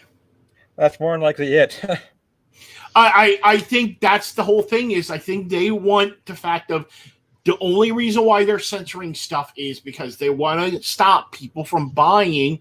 Because what are most gamers want? We don't want censorship. We hate censorship for the most part. 95% of us hate censorship. But they feel like, oh, well, this is censored, so therefore we're not. Sony's like, well, since they're not going to be able to get that game, they're not going to want to buy it censored. Wait, yeah, we'll lose some sales there, but we'll gain it up on Western games. The problem is they're not realizing, so they go out and put out a title like Last of Us 2, which, I don't agree with review bombing, but still, the game is a piece of crap. And that's why so many people have not, I think it was Australia, one of their major game retail stores stopped taking in the trade-ins of Last of Us 2. Egypt flat out banned it. Oh yeah, I bet. Well, we already knew they would. Well, we already knew that countries with heavy Muslim population, the predominantly Muslim, were going to ban it. Just hands down. But the thing is, for me, what's funny is I'm happy that they're banning it, because for me, I want Western people to get the taste of what they do to Eastern games. I agree. It's a double. It's hypocrisy, 100%. And I like the fact that they are doing that. That they are literally saying that to. Well, yeah, actually, even Japan localized it. There was a lot of stuff removed out in Last of Us 2 in Japan. Oh, I believe it. I really do. I'd be lying if I said I didn't. Because of the fact that, one, Japan does the whatchamacallit. They do trans representation way better. They don't. This is how Japan does trans representation. Notice I'm not saying anything. Because they don't fucking tell you the person's trans until you find out later. Oh, yeah. That person's trans? Oh, I didn't know. Why? Because they didn't make the whole thing about the person being trans. The fact that Abby's trans should not be a fucking... Abby isn't trans. Thought the main character... The switch was... No, it's a minor character that's trans. The reason why everyone thought that Abby was trans is because she was bulked up. But the whole reason behind that is because they have male and female characters with the same body type, so that they don't offend the trans. Yeah, and then they wonder why people are, let's be honest, just not wanting to play these games. Look, the big thing that we've all been saying since Jump Street. We don't care if you put these characters in. Just stop making them fucking tokenized versions of what you're, Mm-hmm. Dude, honestly, how to put it. All right, well, All I have to say is that I think Abby got a raw deal when it came to the story because in the first Last of Us, you had Joel get this huge prologue where you sympathize with him. Even though you find out later on that he had done terrible things to survive, you still liked him. Mm-hmm. Mm. Then you have Abby, who you don't really get to know until midway into the game, from what I've heard. And the only major thing you know about her is that she kills Joel. Which pissed off a lot of fans. Yeah, and they do show her backstory, but that should have been in the prologue rather than have it after she kills Joel and everyone hates her. Yeah, well, the best way I can put it is Druckmann set that game up to fail. So he could sit there and play the victim. See, oh, their gamers are such a bunch of bigots and this, that, and the other. And look No. at what, like, he did that on purpose. Because there's no way No, he I is don't not. think so. You don't think so? No, No, I think he's a guy who wants to do an artsy film. And it's all about him wanting to do this indie type game for this big publisher. And it just did not work. Did not work at all. It backfired completely on him. Well, I mean, when he's saying things like, well, he, ran stuff by Anita Sarkeesian, what did he think was going to happen? She is, the minute you say that name and attach to any game, that game is already going to be suspect from that point on. And she could have had absolutely nothing to do with it. But because take Anthem, she was there with Anthem and everything, and that was one of the reasons why no one really gave Anthem a shot. Even though I heard that even now I've heard that they fixed a lot of the problems, but they still can't sell the game because one of the things that people bring up is Anita Sarkeesian. But they released that game. What turns gamers off 100%, and Destiny did this. Luckily, Destiny was able to recover for the most part. The problem is when they first released the game, when they released Anthem, it was a shit show. Mm-hmm. They didn't fix the stuff in time and stuff like that. Whereas Destiny, they're like, oh shit, we screwed up the game. Let's fix it. Then of course, Activision decided to start sticking their nose into everything and ruin the game again. Destiny 2, the beginning of Destiny 2. Then they're like, we now see, of course, them Bungie leaving Activision and stuff like that, And now you look at it, guess what? The game is, 100 times better than what it was when it first launched, Destiny 2. Is it perfect? Mm. No, far from it. But it's still fun to play, Are there missions that are hard and BS? Yeah, 100%. I've rage quit over enough games as it is, or enough of those games or levels, but it's very, very, very intense, game. Like there's like a lot more than what you thought. You think Destiny's actually like a first person shooter? There is actually a lot of RPG elements to that game that I did not realize.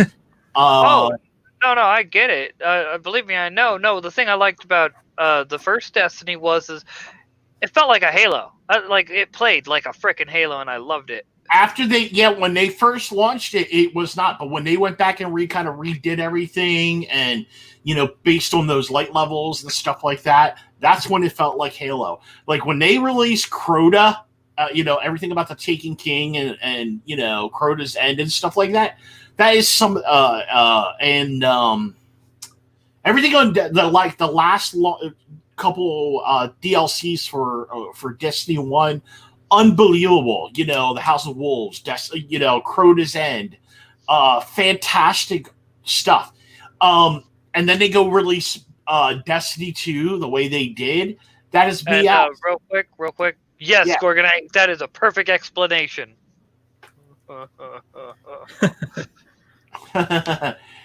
Yeah, a lot of these guys, I think what is end up happening is a lot of these guys get into gaming, and it's the same way with comics. A lot of these guys get into gaming and comics because they fail in Hollywood.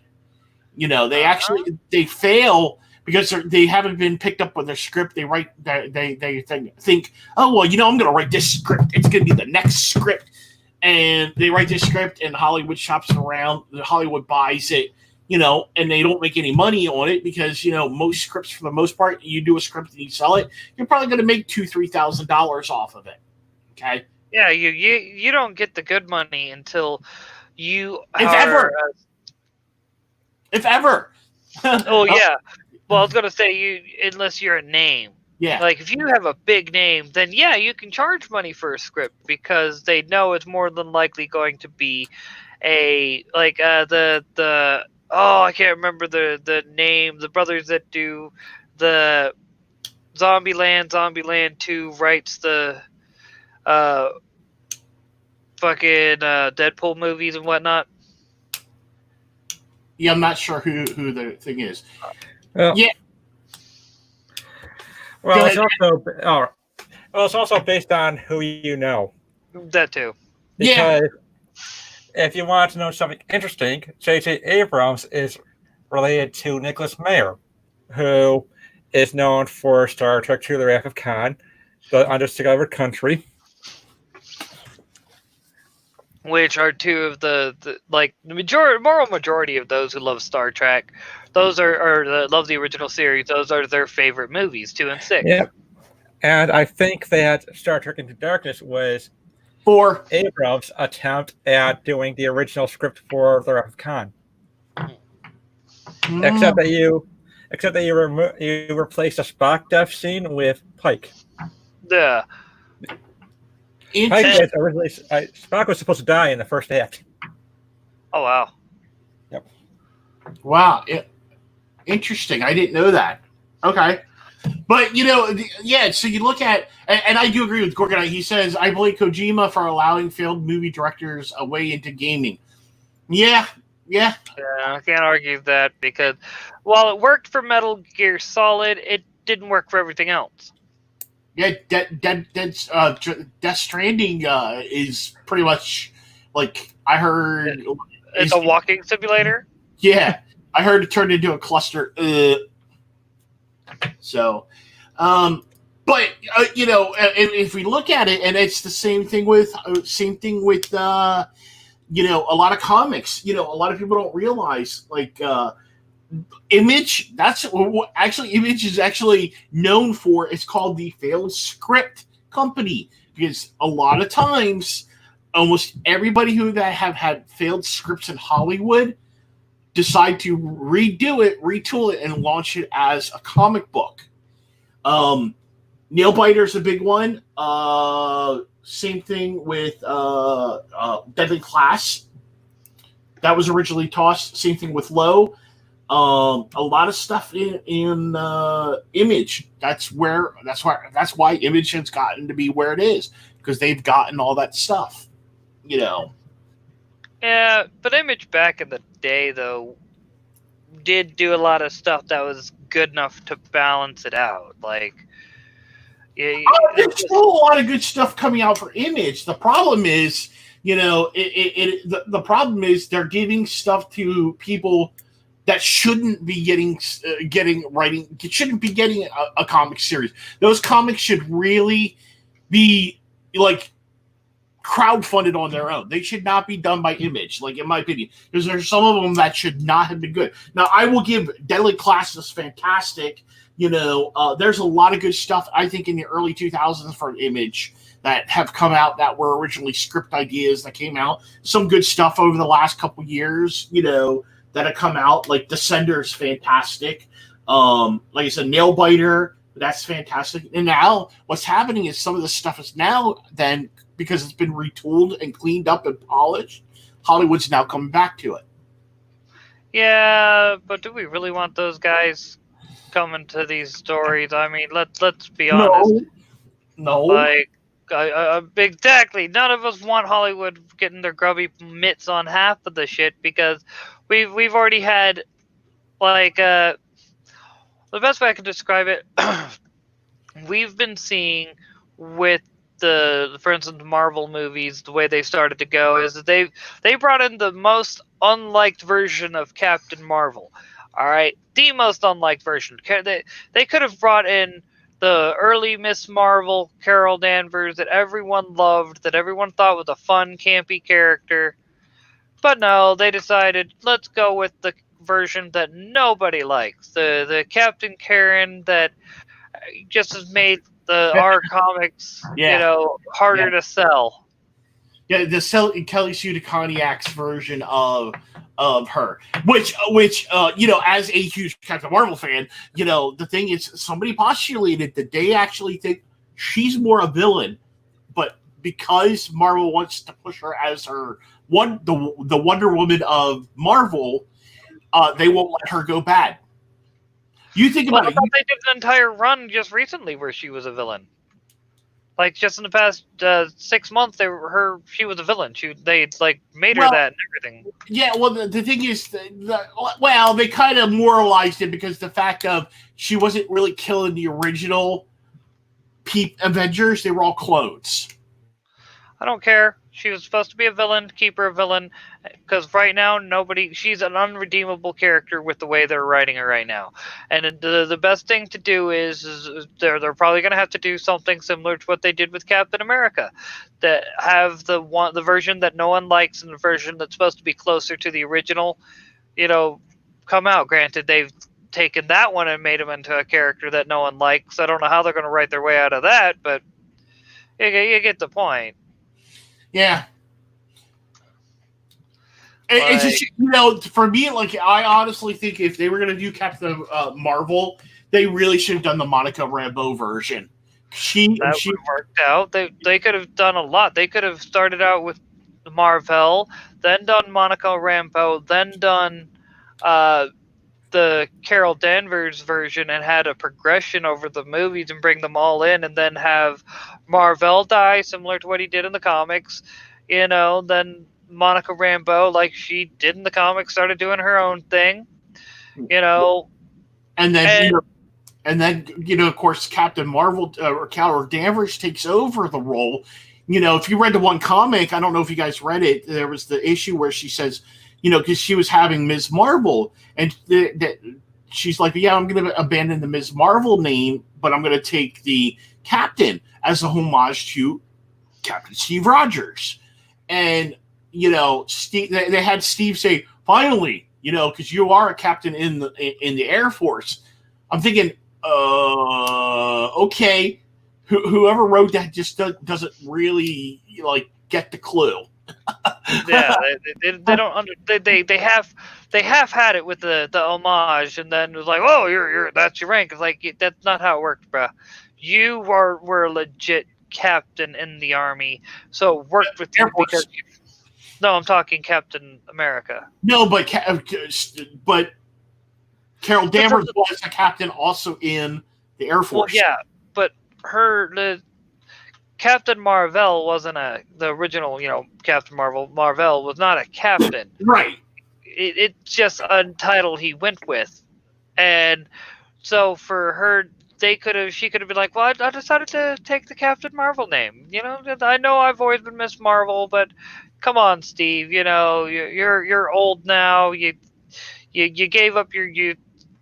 So let's just, you know what I mean? I will keep they will always have one red, white, and blue superhero that's a captain that the people can rely upon. And no one would have had any problems with that. Yeah. None whatsoever. They would have been like, oh, that's awesome. Because all that was going on at the time. And I think everyone, is present company included, would have just been like, hey, that's gangsta. We like it. Yeah. And, I think that's but then again, if they had, I blame personally the Quesada, because Quesada's he is not a good editor. No. Well, and I still say if I could change one thing, and I'm sure everybody here is going to agree, one more day. Yep. One more Dane's guy.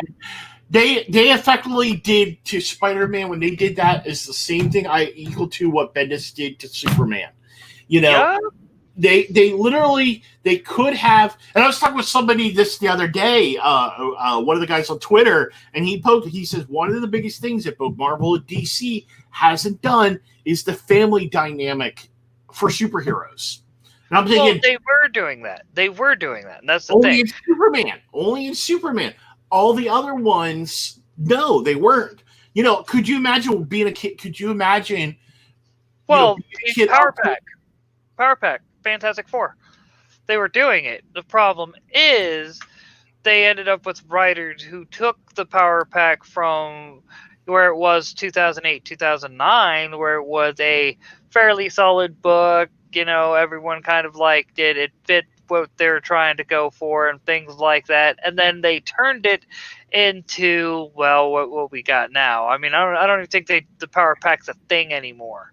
Yeah, no, it's done. I mean, they aged Franklin. Franklin now is a mutant. They've come out and said that he's a mutant, which, you know.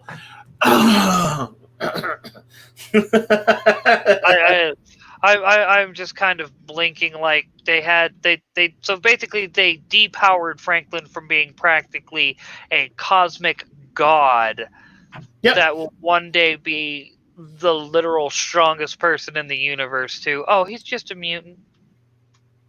Yep. And once again, this is how you can tell that Marvel and DC don't have fans.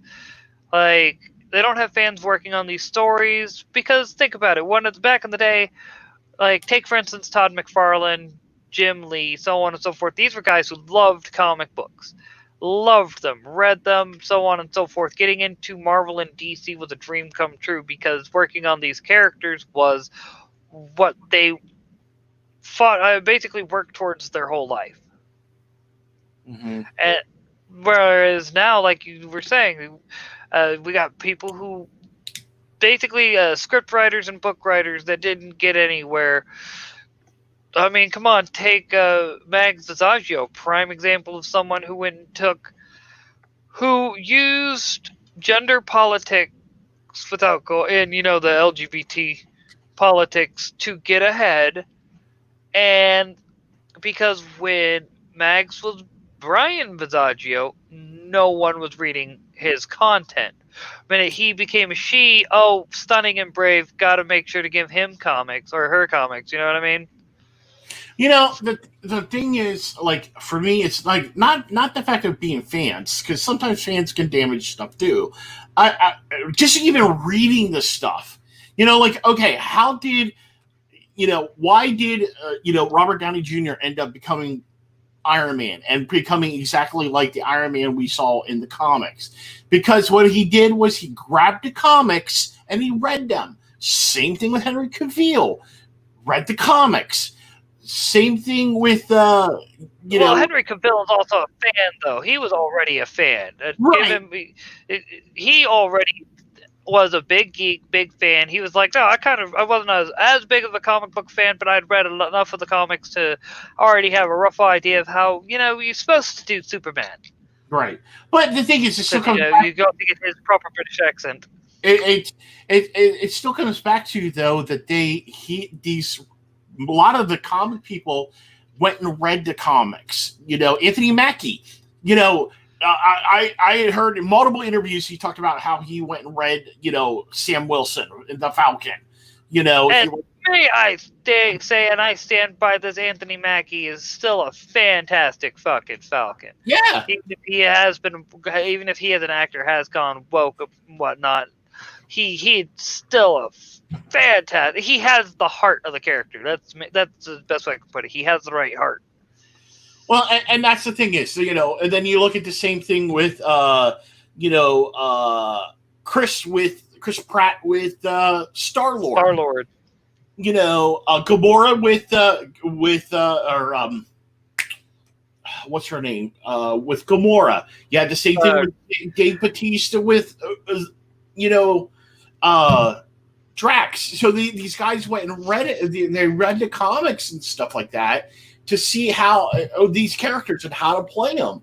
So I think there are there are times that people do things right, and then you turn around and then there's times that people don't do things right. That completely, Well, don't. it's like, and then you have times like, take for instance the Daredevil, Ben Affleck Daredevil. All right, if you watched the director's cut of that, Still you have can see, never watched it. dude, you need to. That is. Did you like the Netflix series? Yes. The director's cut is so, like, literally, when I say the director's cut would have been the Netflix series version, like movie version of the Netflix series, I mean it would have been the movie version of the Netflix series, because it did, like, the core, everything that you'd want from a Daredevil movie. The problem is, which is, almost always the problem, studio got involved. 20th Century Fox was like, that's all good and all, but we want you to do this instead. We want it to be more streamlined. Why would anyone want the legal drama? That doesn't make sense to us. We want you to do this. Shorten it for, to where we can get more people in, butts in the seat, things like that. Same thing that happened with BVS. Same thing that happened with so many, various movies that are comic book related, where the theatrical cut that is short and just kind of doesn't really make sense. But then you see the director's cut and everything makes sense. It's because the director's cut was what we were supposed to see, and it had all the extra stuff that you miss in the theatrical cut. I mean, I'm just saying. I will fight you in the street. Like I said, Gorgonite, I didn't see it, so I can't. I will concede it to you. I have, I was so turned off by the movie version. And don't get me wrong, I like Ben Affleck as an actor. I think he's very good. Even though I think he can be very arrogant, I've termed his nickname Assfleck because he can be an ass at times. I still think he's a great director. I was just so turned off of that movie that I just have never watched the director's cut, and I've had people tell me multiple times to watch it. I just it's if there's ever one movie that deserves a chance, that where the theatrical cut was shit but the director cut wasn't, that's one, because of the fact that, like I said, there were so many things that the theatrical cut just cut out that was needed for the story in order for it to be a proper Deadpool story. You mean Daredevil? Yeah, you know what I meant.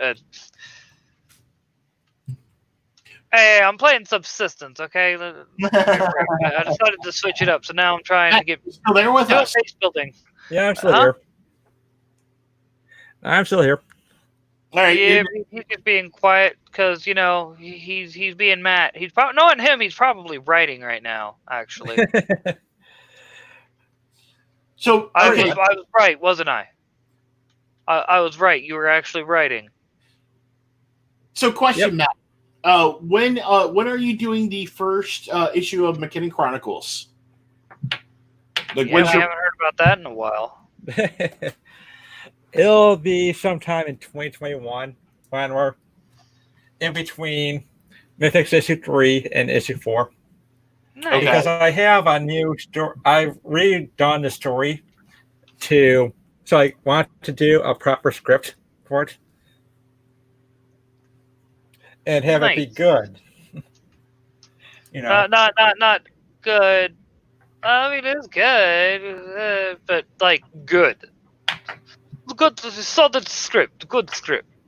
Lot of good heroes. Good things going on. Right. Uh-oh. Yep. What's going on over at Dark Horse? Oh, stuff that we should be talking about today. Basically, the way you say that makes me go, more drama that we don't really care about anymore, because we do try to avoid drama. So are we Pretty just saying much. it's the same thing that that they said about the guy from DC? that he's grooming people again. Yeah, pretty much. Yeah. You see.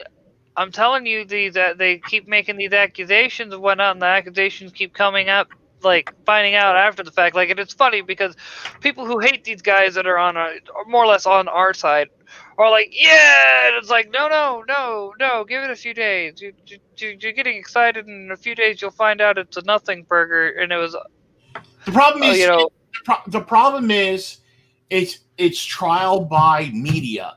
You know, people are when you're condemned in a court of public opinion, it doesn't matter what the truth comes out later on.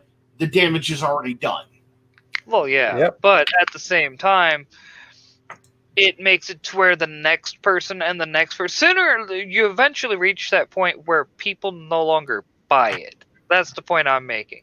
And we're already getting there. Where, like, if someone were to come, through right now with allegations, if you will, there's a lot of people who'd just be like, I don't believe you. I really don't. How could you not believe me? I'm the victim here. La da da da da. Because how many times have we believed these stories and then after the fact come to find out it was nothing, and now it'll take, and all you need is more and more, and you're seeing it already, where more and more people are just kind of being like, I don't believe it. Nope, don't believe it. Nope. Well, And the problem is, I guess there is a lot of stuff back since 2015 and 95. So he's got a trend. So, but anyhow, the point is, it's the court of public opinions. You know, once you're destroyed on that, forget it. well, the way I look at it, dude, it only destroys you if you bend the knee to the mob. If you tell the mob to fuck off, you don't have any proof. Most people are going to go, but you're supposed to bend the knee right now. You're supposed to. Doesn't matter if we don't have proof. You're supposed to be scared of us. You know, Nope. which will come back to my point. Keep your hands to yourself. You know, don't. My rule of thumb is never be unless she's your wife or girlfriend. Never be alone with a woman anywhere that somebody else is there with you, and keep your hands to yourself. That way, you can not get yourself in trouble. Oh, dude. I mean, take Matt Lauer, dude. Come to find out, everything that was said about him was fake. But the damage was done already. He's unhireable. Yeah, damage has been done. But everyone thinks he's a pervert that locked people in his office with a hidden switch. Come to find out, nope, that was never the way the weasel word was not that he said there was confirmed predatory practices at NBC, but he didn't. He said it in a way that was not tied to Matt Lauer, but was very vague and gave people the assumption, like it was meant to give you the thought that, you know what I mean? Like he wanted you to think, oh well, it was Matt Lauer doing it, not Now, well. do I think there is a issue within the comics industry? I firmly believe 100% that there's people in there that use their position of power to, and I've heard it before. It's not just, this isn't just the first Yeah. This is why I come back to unless it's someone you've known for decades and they're married with somebody, or you're married with a wife. Even then, dude, even then, as bad as it sounds, and I hate to be that guy, but even then, it's best to not even. Yeah, keep your hands to yourself. Like, I'm sorry, and it's why, like, without going heavy into politics and whatnot, it's why I keep saying the Overton window is a rubber band, not a slider. And while I do believe we're headed for really dark days, it's not going to end up the way everyone thinks it's going to be. It really isn't. And when everything's said and done, the people who are pushing this stunning and brave mentality are going to be really wishing that they had kept their mouth shut, because they're going to end up with a wake-up call of, oh fuck, like how many people have that supported the mob are already like trying to back away from the mob because they've been like prime example JJ Rowling or JK Rowling. I mean, she's a prime example. She said for years, she said everything that the mob liked. Once again the whole stunning and brave bit. Well, the moment she was no longer towing the line because of our view on women, you know, I mean, Yep, that's exactly so the point I'm making. yeah. So once again, like I said, never put yourself in a position where you're alone with a woman unless unless you know. For instance, like I'll go out with, like my best friend's wife Donna. I've known her for almost 20 years. The thing is, though, I would never do anything like that because I was taught as a kid, keep your hands to yourself. Yeah, we're it's BS. It's BS. People need to stop it. I don't even if the stuff comes out and it's true, the guy deserves what he is. If it comes out where it's fake, then she needs to be made an example of. Well, this is how it should be. If it comes out that it's true and there's evidence to support it, it should be handled in a court of law, not handled in the court of opinion. Yep. Well, here's my question. A girl is 26 years old. How can you not recognize when someone's trying to manipulate and abuse you? You're 26. Because playing dumb but don't you know she's an innocent little woman? She would never have put herself in these situations. And furthermore, how dare you assume that her age, like, how dare you present this ageist idea that, because she's a full-grown adult who's probably had intercourse before, that she would, you know what I mean? Like, how dare you, sir? You must be canceled immediately now. I'm just saying that. Just saying. You did not toe the line. We have to cancel you now. Sorry. Oh! The bit of drama that I think y'all will find comical. On the one hand, it does kind of irritate me, but on the other hand, it just goes to show people have lost their fucking mind. So, you remember the gay dude I mentioned on several occasions? Said it's the only dude I've ever tried. Like, if I can, I'll have him handle my hair and this, that, and the other. Okay. He got a haircut, like he had his hair done a specific way, and it looked literally like the the haircut that the alt-right guys always have, you know what I mean? Real short on the sides, the bit on the top, even brushed that same way, you know what I mean? And I made that a joke. I mean, it's just a haircut, you know what I mean? No one's gonna say he's alt-right, blatantly obviously gay man, you know what I mean? Big alt-right. Not gonna happen. Everyone would be able to point that out no better. But I made the joke, oh, you got the alt-right haircut, we gotta cancel you now, sorry. He got all upset, unfriended me, blocked me, the whole 9 yards. I think it's fucking hilarious. I really do. It's just like I'm almost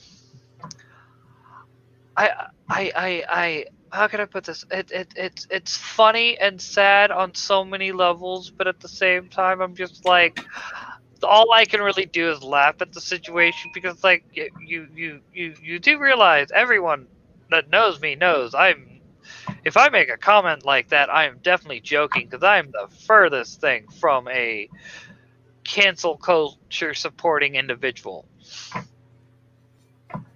Yep.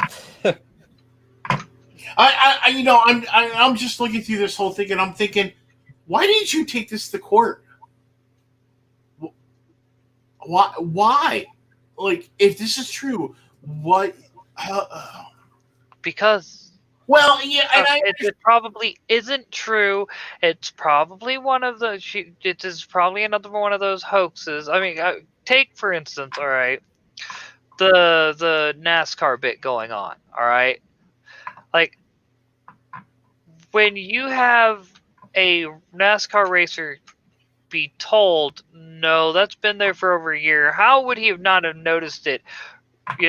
In that time that it's been there. You see it on video even of him pulling into his driveway or into his garage and whatnot before being interviewed and whatnot. And these are old clips from, a year ago. And now all of a sudden you have the problem with it? Come on, dude. We all know it. That's what's going on. Same reason why he did that is the same reason why the ladies never went to the police. Because it's not about actual justice. It's about power. It's about showing it's because we have so many people who are afraid to. The best way I can put it, for every person like me, all right, that will stand against the mob, you guys are all like, the best way I can put it, take this whole bit going on with the war campaign and EVS and how all that started. Y'all know I'm no fan of war campaign. Y'all know I'm no fan of war campaign's tactics. I still stepped up and was like, no, this isn't right. That they're being lied about and smeared. If why? Because I stand by my convictions. I don't care if the mob. It goes back to that whole plant yourself by the river of truth ideology. You know what I mean? yeah. If Well, you the thing is, I mean, I don't know either one of them. I can't. I just learned not to take everything that I read on Twitter as gospel truth. well, that too. I want to see people actually, I want to see people actually start charging people, like actually go to court. I want Yeah. people. If you really were about change and stuff like that, and if this didn't happen to her, it does. I 100% believe the guy should be prosecuted and in the full court of law, in a jury of his peers. That was the whole point. But the problem is, any evidence that could have been collected to is support, now is gone, and anything that she could say, well, here's my proof. Well, I mean, we're not entirely sure that this is accurate because of the fact that you're using a lot of hearsay, conjecture, and no. If you actually read what she wrote, this is stuff that he actually did to her. Where's her witnesses? Where is her witnesses? Like, you don't necessarily have to have witnesses. I believe. Look. I could come back and say, look. I mean, I was sexually assaulted by my stepfather and by my ex-wife. One had witnesses, the other one didn't. Which one holds weight? No, they both hold weight. You know what I mean? They're both equally wrong. Does that make sense? No, I get that. You don't need witnesses. Yes, it's a he said, she said thing. I think a person who is going to have a pattern of stuff, no matter what. So I believe 100%. And I'm looking through here. I mean, if this did happen to her, it's sick, it's disgusting, and I believe the guy should be tried in the court of law. Like I said, I don't believe he should be tried in the court of public opinions. It should be in court itself, or quiet, or I some agree. sort of, some sort of charge. Law enforcement, do it right, do it through the proper channels.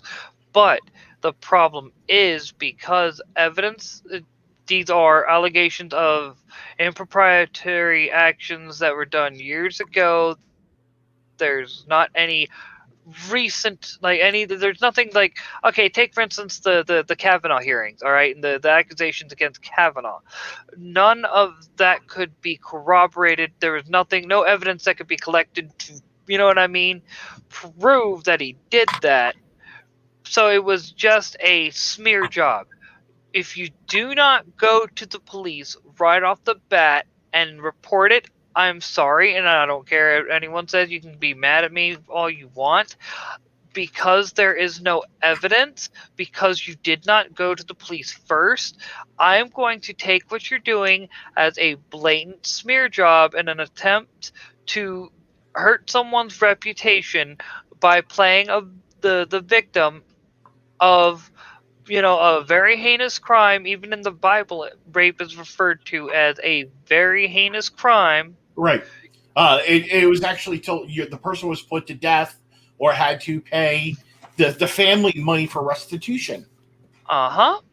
And so it is ingrained in our culture that this is not something that we should tolerate and that we should allow to have happen. But on the flip side, if there is no proof, we are a society of laws. We do not, Blackstone's formulation, it is better that 10 guilty men go free than one innocent man serve a day in, prison. I agree with that. And if you do not have proof, if you do not have anything that can back up your claims to show that, okay, this actually happened, then I'm sorry, I'm going to have to take it as it's not. I can't say that it didn't happen, but I can't say that it did. I have no proof. I have nothing that I can, in good faith, destroy someone's name and reputation with. Or on, I should say.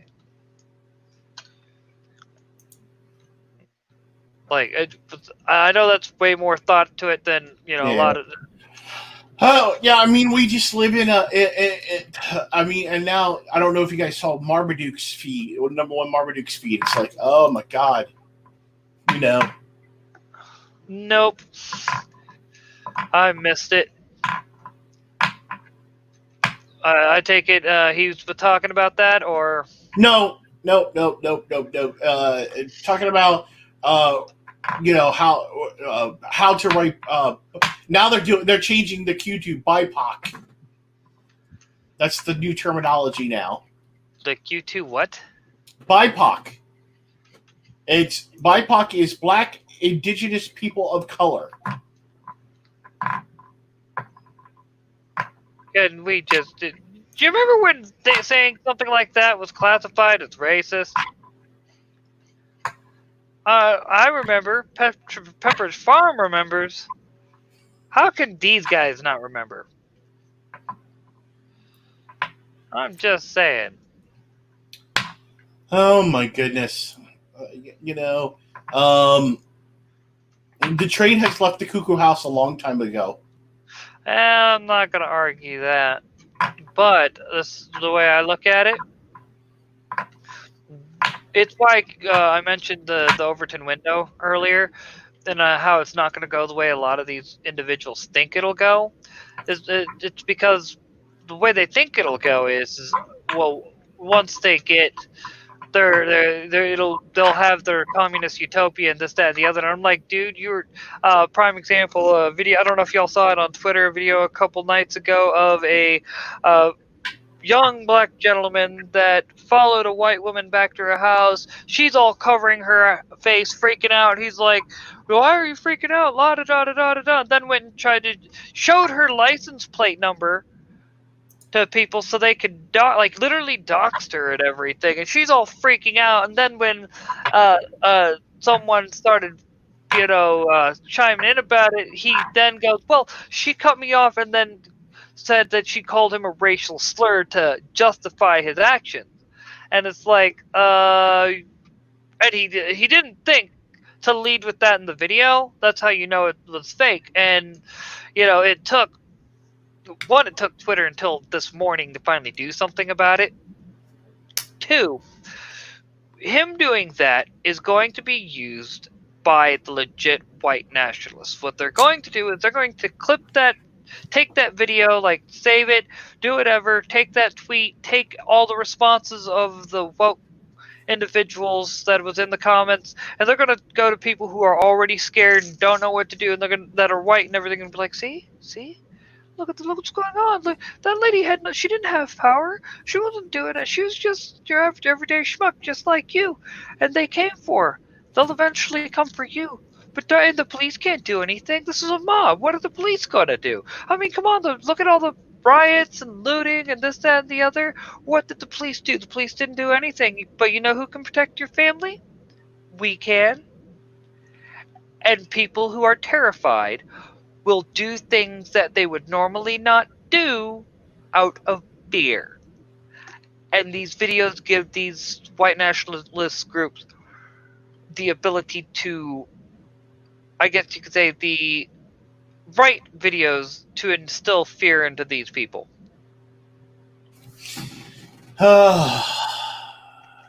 You know, I'm not wrong. That's why you're just sighing, because you know I speak that true.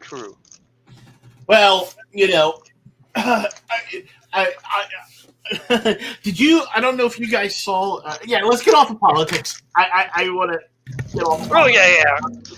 So, Mythics. Yeah. So anyhow, you know, let me ask you this, Matt. Since you're Asian, have you read Sporkman Goes to Japan? I have. Okay. Was there anything wrong with Natsumi as a character? She's No. Japanese. No. Do we do anything distasteful to her? Nope. But then again, I'm of the mind that says that's like what Harlan Ellison said. You don't care about what the mob says. Why don't you say that once you're worried about the mob, you're done as a writer? Yeah. Well, you know, it's funny. I had somebody actually come back and say that we were, that we were making fun of Asian people when we were using the different names. Like, every time Sporkman would say Hashimoto's name incorrectly or Natsumi's last name incorrectly. That's because the fact of what's one of the number one issues that most Asian people have with American people. We even American, not just Asian people with complex names. We have a problem pronouncing names. Mm-hmm. Yeah, that's a human thing. Yeah, so we play on the fact of, and it's the same thing with Russian names, but Asian names, unfortunately, with the way you guys have a lot of silent letters. It's like in your last name, the H is silent, right? Or is it? Yep. Yeah, the H is silent. So there are a lot of times, especially like Chinese and I've heard like Natsumi's name pronounced like Natsume, and you know what I mean. Like people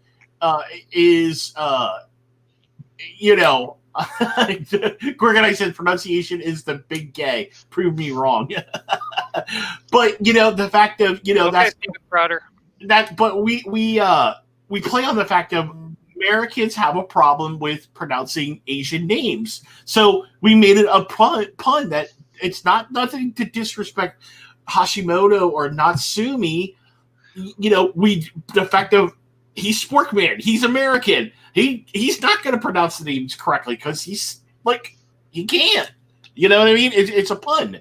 It's a play off of things. So it's nothing against them. It's actually the fact that it's a diss on Americans. Oh yeah.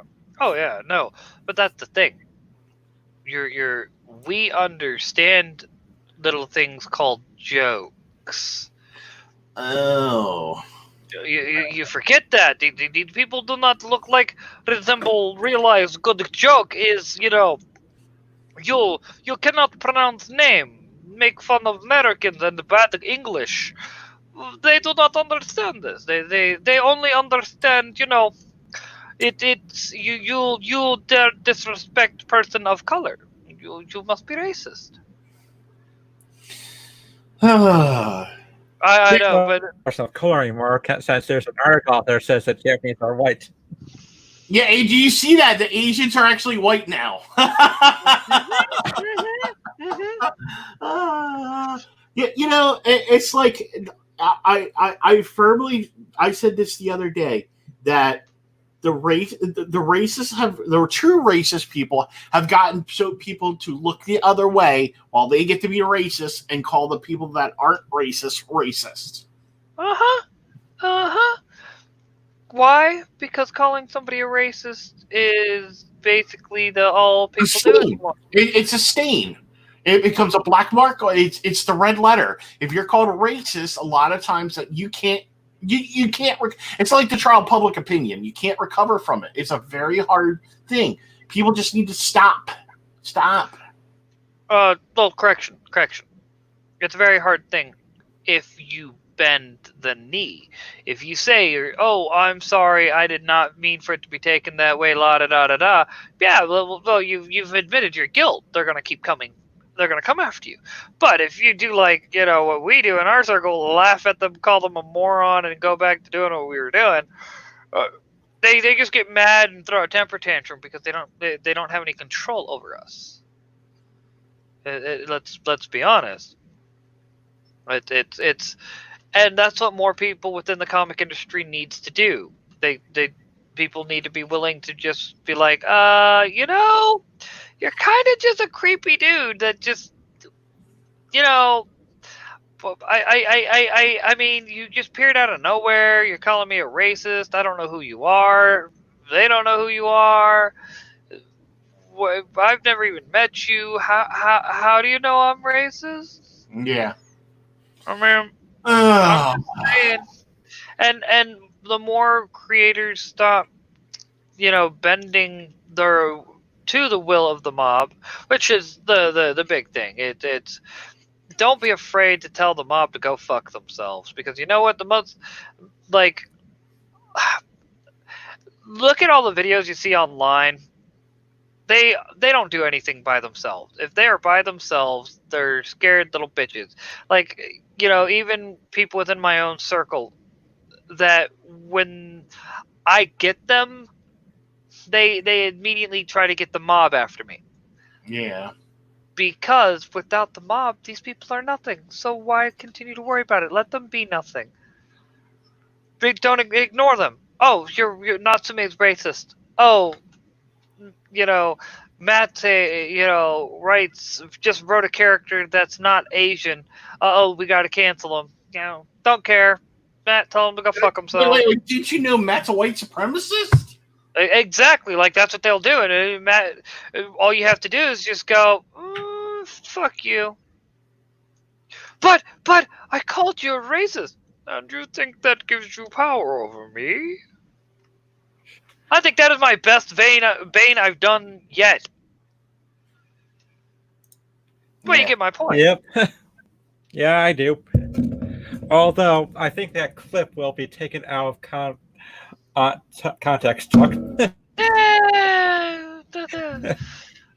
here's the thing. That's the other thing that they do. They take things out of context. All you got to do is listen to the whole conversation. What? There's a whole conversation? Yeah, we're actually talking about this exact thing. And that's why Matt's not gonna bend the knee. He's gonna look at you, laugh at you. He'll look at you, laugh at you, and make a blatantly racist Asian joke just to piss you off. And don't try to act like you would. No, actually, I wouldn't, because that would just make them feel more empowered. No. You're Asian. That's the joke. Yeah. You make the Asian joke. They can't be like, oh, that's very. How? He's Asian. He's making an Asian joke. How's that racist? They'll still come up with a reason. He's got know. Yep. Oh, you're talking about the Schrodinger's minority. Yep. He has white. He is what he is. He is both a white supremacist and a minority at the same time, until observed upon by the rules of social justice. Yeah. Anyhow, which I'm going to have to point out for future repeat viewing. I am now a white supremacist. No, he's not. We all know he's not. That's still hilarious. But I mean, I like that. I've started using that term though. Schrodinger's racist, or Schrodinger's minority. Yep. Well, why not? Apparently, I know that the moment that the racists on the left are done villainizing white people, they'll go for the people who are the next light skin color. Mhm. which are Asians, which they've already been starting. You know, I mean, I've Oh seen it. yeah. I've seen it for the last 2 years that they've It's already. it's a matter of history. Yeah, It happened in Rwanda. The genocide over people just because their skin was just a tint lighter. yep. Uh huh. I mean, it's. I'm just saying. I'm just saying. You know, And and remember, for and I'm not even really like I'm only half-ass putting. 5th of November. Yeah, basically. No, I was just gonna say, remember, and I'm not trying to, if you will, give certain groups more credit, but we all know even with this current surge of people buying guns because of the Rona, and then because of everything going on with the riots and whatnot that are left-wingers, they have, okay, one gun, maybe a little bit of ammo. There is a bunch of people who are full-fledged card-carrying, white nationalists that have tons of guns, tons of ammo, and tons of experience shooting those guns with the ammo. I'm just saying. And they can't pull the anti-gunner bit no more because of how they no longer have support on there because of how many people went and bought guns and everything. I would argue it's not the far right that's buying the guns. It's the center. It's the center. Right. If you talk to a lot of if you look at a lot of ultra nationalists on both sides, the blacks are on the right side and left side. I've always argued that the alt right is just the same as the alt left, the far alt left. They're both anti-gun because they once they get power, because they're authoritarian. Once authoritarianism always wants to take your guns, no matter if you're right or left. If you got a full right government, they are still going to come in and take the guns. They're going to stifle free speech. Both sides are guilty. Both sides need to look at each other and say, "Hey, you're doing exactly what the same thing you're doing over here." A lot of people call the horseshoe effect. Yeah, a lot of people argue to say, "Oh, well, Nazism was a alt-right term." No, Nazism is actually the actual Nazis were both alt-right and alt-left. Mm-hmm. At the same time, they were their own type of, and this is why I get argue with people that always like try to use that code to say, well, here are anarchists and here are Nazis and stuff like that. No, not true Nazism, and I know you know this, Bob. True Nazism was a rejection of everything truly what socialism was, but it was they actually implemented their own version of socialism and authoritarianism. Well, the best way to put it was, how can I phrase it? They wanted to differentiate themselves enough from the communists that were already fighting for control as well. That's why they made it more or less like socialism light. Yeah, is what they did. Enough of a differentiation to where people just didn't go, well, why don't I just join the communists? But enough to where they had because remember, one of the things that good old Hitler ran on when he, because a lot of people don't realize he was originally elected into office after a failed coup. Yep. And the reason why he was elected, and what I should say, one of his campaign promises was a car in every driveway, a chicken in every pot. And he did that through the use of the implementing a form of socialism. He had free child care, free this, free that, because in order for it to work, everyone had to be working, and in order to make sure that it would stay in power longer by removing. Prior to this, even in Germany, it was common practice for the mothers to stay home with the children. Yep. Still and everything, and that doesn't work in a socialist communist society, because in order for the society to be able to flourish, everybody has to work. Exactly. And you can't have parents actually teaching their children because the parents and the state will always have different I guess you could say beliefs, different ways of viewing things. So they by having well by removing the parents from the home and having it to where the only time parents saw their kids was after work in the evening, and had it to where these other groups that were sponsored by the government, trusted by the government, and pushed a government curriculum, i.e., educational, our current Well, educational system. Let's just be honest. yeah, and if you look at what's funny, it's like you look at what Himmler did. Um, I really recommend people to really study and read as much as you can about Nazi Germany. Two books I recommend is Nazi Oaks, and the other one is The Rise and Fall of the Nazi regime. Um, those two books are very, they go into, one goes into the occult practices, really big of what the occult practices of the Germans were, and how they replaced, they basically got rid of religion out of both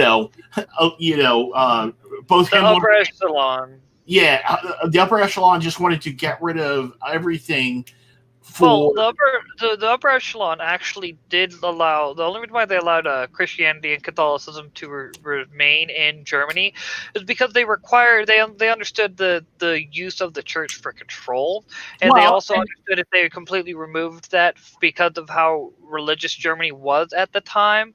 They understood that by removing that, it would cause them a lot of issues. So the way it was that the upper echelon was highly involved in the occult, and they all really the best way to move up within the ranks of the Nazis was to be someone who already was into the occult, because then they right off the bat felt like they could trust you because your studying of it and your understanding of it pretty much gave you a foot up on the practices that they were already doing. yeah, yeah.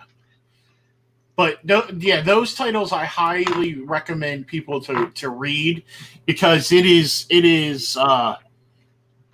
scary. We are. I mean, I was saying earlier, history likes to rhyme. We're seeing that now. But anyhow, guys, so it is. We've been going for almost 3 hours. Wait. Oh, hey, look at it like this. Look at it like this. One, this was a last minute. Let's push some mythics and whatnot, and talk about it and whatnot, and have some fun and do our usual bit. Because we bounce back to mythics while at the same time doing our usual meeting of the minds shtick, which is talk about random news, politics, history, science, geekdom, comic books, religion. whatever. Get religion. It's like, dude, people tune in because to the meeting of the minds because they know they're getting their daily diet of just random new shit that they would not have known beforehand. Fun topics to talk about.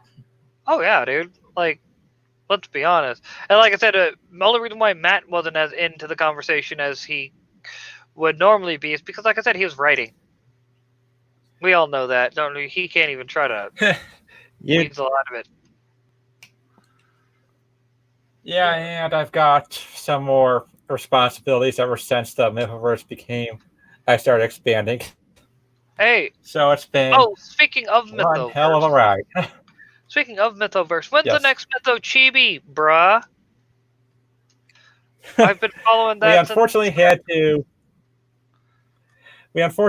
to end it for a little while because of the whole funding issue. Oh. But once we get a dedicated funding, well, it'll be coming back. We've been talking about coming back. Problem is that we have to pay through Western Union, and that takes up a lot more money than going through PayPal. Yeah. I had to pay an extra $12 to pay the artist. That's ridiculous. Wow. Have you been reading the Mythoverse chibi stuff, Chuck? It is Nope. fucking great. Oh, dude, you need to. It is great. Head over to mythoverse.com, folks, and check it out. It is hilarious. It left off with Elsia telling Adobe how, like, the tenets of being a Templar and whatnot. It's like, what's this have to do with cleaning out the fridge? Yeah, and guess what I have in my hand right now? Mytho Chibi's Volume 1. Nice! And the first time they'll be in print will be in the Mythoverse Year 1 Omnibus that we put together for the campaign. Nice. And the Year 1 Omnibus will only be available for the Kickstarters and the Indiegogos. Nice. Granted, I just got issue 1 and issue 2. Granted, that's all I could have really afforded. So I'll take it. But I'll take it because, you know, I will have 1 and 2, and I'll be able to, like, you already know I'm going to review it when I get it. I mean, oh yeah, go ahead. Oh yeah, well, basically, you'll have a chance either way if you got a new check from the government because of the stimulus plan, and we've got a campaign going on. Well, you got a chance. So, Matt, are you on Indiegogo or are you on Kickstarter? Both. Oh, you're on both. Okay. Yep. All right. So you took my good. I highly recommend it. Anybody doing crowdfunding, you need to go on both. Set your goals lower, okay? Because there's some people that won't. If you have to go set like say your goal is 4,000, put one at 2,000, put the other one at 2,000. I'd say like 225 just to be safe, or 2,225. Just so you can cover what's No. I know. I'm just using those numbers as an example. Just I highly recommend it because people are, and this is one big reason why I think that a lot of indie comics fail. If you reach your goal and campaign on Indiegogo, you automatically go into a store, so you can keep that open. Downside Kickstarter, it closes. So when you go into the store, so when your Indiegogo or when your Kickstarter closes, you can say to people, "Oh, hey, if you missed it, you could still back me over on Indiegogo, since you missed the Kickstarter." Now, there are some people that will not do that because they only want to donate to projects through Kickstarter and vice versa. But I think, to me, 100% two different markets, two different crowds, and someone like me is going to back on no matter what. I don't care about which platform I'm using. You're also better with money than me, so I'm just saying. No, I'm just talking about for backing for as a consumer. I don't care which platform somebody's on. I'm going to back them. Some people are a little bit more pickier than I am. But that's why I go Indiegogo. They take the money out of the account right away.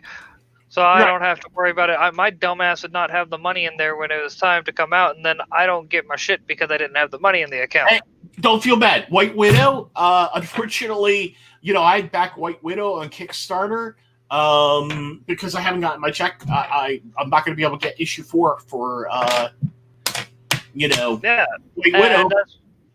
That's exactly my point. Now try.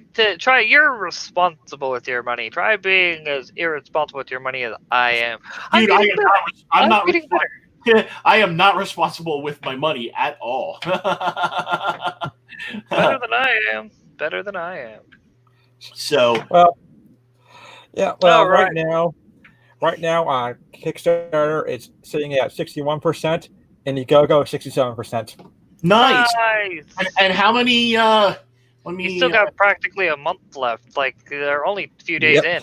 So what's your goals on both of them, if you don't mind me asking? Indiegogo, it's 1,000. Kickstarter is 2,000. Okay. Basically, I put them all in the extreme lows for it. So my question to you is that going to be enough money for you for your goals? Yeah, I think so because I've got less than half of the backers from the last campaign coming back for this one, so it's going to be interesting. Okay. Nice. Yeah, Uh, I mean, so what I'm gonna hold off for right now until you get closer to the ending of your um thing, because I want to do something to get people to back the project, but I want to hold off to see what people are doing. You know what I mean? Yeah, I mean, we set up some goals that are pretty cool, pretty fun, such as the cameos. That it, I think is almost gone on Kickstarter, and all of the top tier cameos are gone on Indiegogo. Okay. yep. So looking at your campaign, and I'm sorry because I know you. I don't know if you did back it. So guys, you're getting $15 gets you issue 1 and 2. All right, that's roughly $7.50 a pop. Now that's and we're looking in what 3 months. You're gonna get it too. Now how much is We're done? shooting right now just the cover and 5 pages, but as soon as Beth's clear with her schedule, we're going to start on it. Yeah. Oh, Since it oh, looks like we're going to get it, she's okay. going to get started. Okay. Yep. So my only concern is, ideally, I mean, you should have a lot more done out of your pocket, but that's okay. Um, you know, just looking at, just looking at generally, my opinion is kind of moved towards Brian's opinion that I think we need to start looking at trying to have projects done if you like Tim Lim does, and I know the goal is to get there, eventually. I just wish I could wish you guys would have less turnaround time, you know what I mean, but you do have a fairly decent goal reaching, so hopefully we don't see this take a long time. I'm not talking about you It's getting not.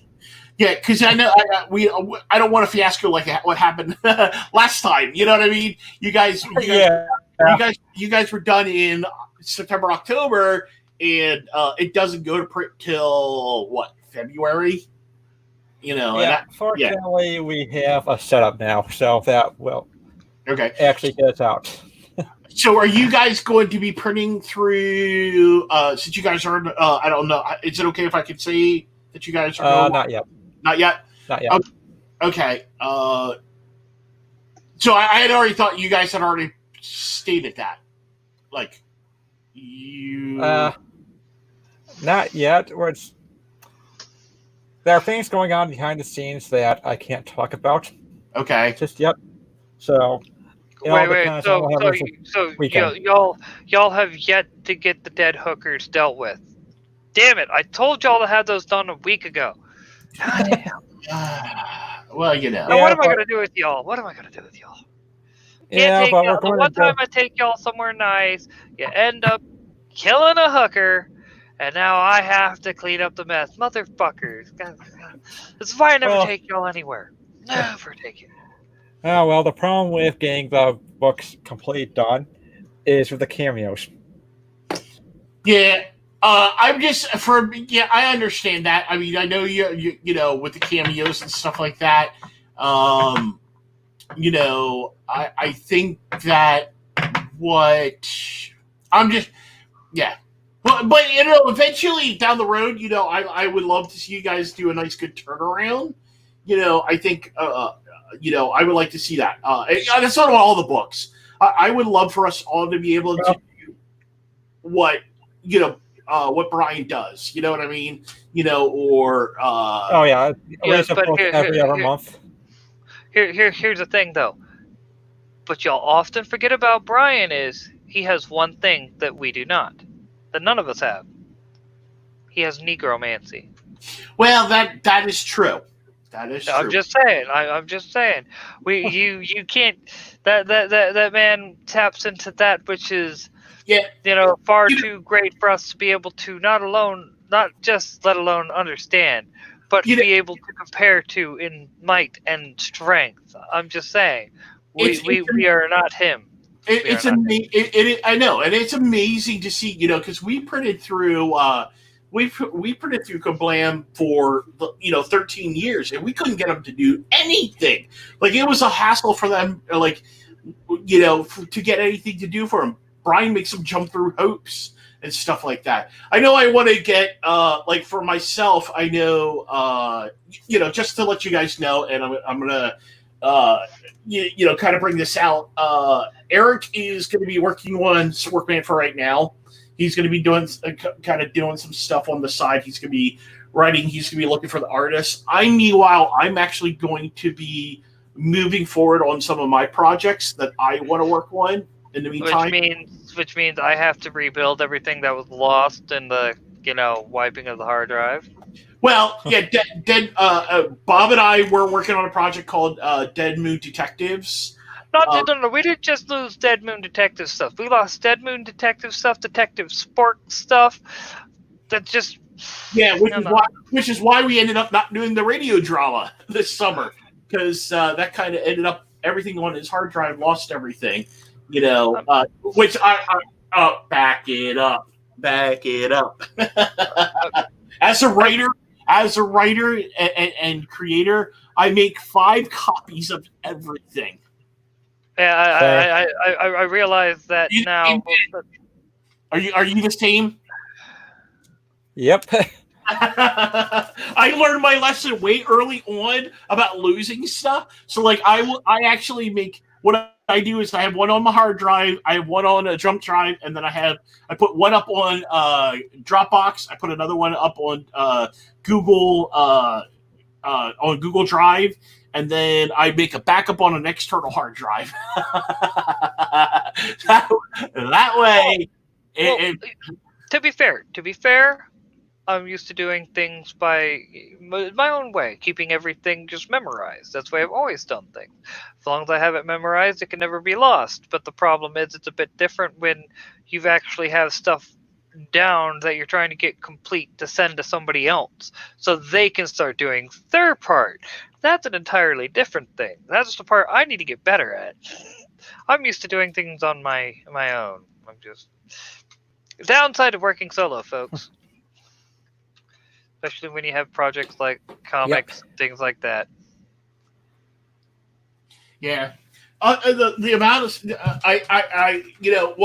other thing that made me learn that lesson. So we had that issue with Chris. Chris lost all the original lettering stuff originally. It wasn't until we went back to the original CD-ROM drives he luckily had everything, but we actually had the non-print stuff, so I was actually able to go back and do a lot of the recreation. When I went back and redid the lettering, I pretty much ended up abandoning the original AI files and creating all new ones. Which, probably gave it a bit more of a luster. Well, if you guys have read the digital version of, if you look at the digital version of the new comics, I mean, like I said, everybody I've talked to says, "Oh my God, this looks like 10 times better." It looks beautiful. So, dude, I need to. Wait, no, when you gave me the trade, so I have it all again. I just need to. Yeah, that's right. I completely forgot I had that. Josh hooking me up with the new digitals of 0 through 3. Can you shoot those over to me too? Because I don't have any of those. Oh, not a problem. So. Oh yeah, no, I can shoot that your way. Not a problem. I mean, it's but my whole thing is now I was going to do the Soul Finder review. Mm-hmm. Now I got to do a T-Bird and Throttle review in its stead, and even though I said next one's going to, you know what I mean? Mm-hmm. It's like, and I've already got it recorded. I just got to edit it together, which is what I was in the process of doing yesterday, but I was had the old card in or the new card still in yesterday, and let's just say I was looking at because the fan straight up wasn't working at all. Like the fans have officially died. Oh, I forgot to tell you the latest bit on that. They sent me the fans to install, not a new card. And I had to get back in touch with them when after I saw the emails. Like, no, I don't know the first thing about installing new fans. And I'm not saying I couldn't figure it out and do it. Don't get me wrong. There's probably tutorials online. I'm just saying, yeah, I saw those claws. No, you want to be a douchebag? Nope. But they're wait. So they're asking you to replace just the fans? Oh, they were, and I said no. I don't know how to do that. I'm going to need so they're having me send the whole graphics card in. Thus, why I have my old card back in my computer and have been able to play video games tonight. Like the whole reason why I've been kind of like just in a good mood and not really doing my usual. Like, think about it. Last couple days I've been last couple of streams fighting with my computer. I haven't been my usual happy-go-lucky self. Well, that's because of the fact that I haven't had. I've been fighting with my computer, fighting with my brand new graphics card. At least with my old one, man, yeah, it's got some issues. It's old and whatnot, but at least it still works. I'm sitting here playing video games. My computer hasn't crashed once, not a once. I'm so happy. So anyhow, it is though 11:06. Do you have anything else you want to touch on with Mythics there, Matt? Well, I'm definitely very impressed by how well it took off, just like a rocket on the first day. Yeah, well, it's because a lot of people had already, like Chuck said, there are people like me who would have backed it if it's on Indiegogo. And I was going to. I just wanted to get to the end of it, and then by the time it got to the end of it, I didn't have the money, so I couldn't back it. You know what I mean? Yeah. Well, it's also kind of weird how there are people who will wait until the last minute on Indiegogo as well. Mm-hmm. Not me. On Indiegogo, I back it as soon as I have the money. Like, granted, I still need to back like Grayscale. I've been wanting to back that. I just keep forgetting about it. Granted, there's also been things like, of course, I'm going to support, Mythics and whatnot, and anything Mythoverse. Y'all were awesome and sent me digitals of the comics so I could review it and everything. So I was like, I have to, I have to back it because y'all put faith in me. Hey, like I said, as soon as I get paid, I'm backing. I was talking with Dan. I know Dan's got a little while, so I gotta get my Mythoverse fix here. You gotta do right. You gotta do right. So, I need my fix, man. I need my fix. And I know I talked with Ginger. She's about to gear up to, I guess, start coloring here. So I guess Brett's going to be launching his project soon. Yep. And what he was talking about earlier. It'll be pretty much done by the time he goes to camp. When Mythics 2 is released. Okay, so that's good. So you guys go more for instead of doing it, and I know you had said you guys kind of split things up on the project wise to do instead of doing a simultaneous release, you guys are staggering it, which I think is great. That I like that you guys are doing that. It sucks that we got to wait for the whole thing, for a little while. But I think for production wise, I think it's kind of cool that you guys are kind of releasing Mythics and then by the time, like you said, that's done. Well, it worked with the first issue of all three of them together for a reason. The stories were all tied fairly well together. If you haven't read, I'm not going to give you. Let's just say there's a thread, a theme, if you will, that in all the issue ones of the Mythoverse books, if you're observant, I mean, it's kind of in your face, but some people would be like, I don't even catch that, you know what I mean? But there's definitely a theme. that's going on there, and by staggering it the way you are, you're allowing the next, you're allowing build up, like if you will, because now it's not just each story builds upon the mythoverse and the greater arc that you are trying to build, regardless if it's just Mythics issue 2 or Changeling issue 2 or Adobe Groger issue 2. You know what I mean? Each one now, each installment will progress that story that you laid the groundwork in each of the number 1 issues of those books. Yeah. So, hey Matt, real quick, how many pages are you going to have for this one?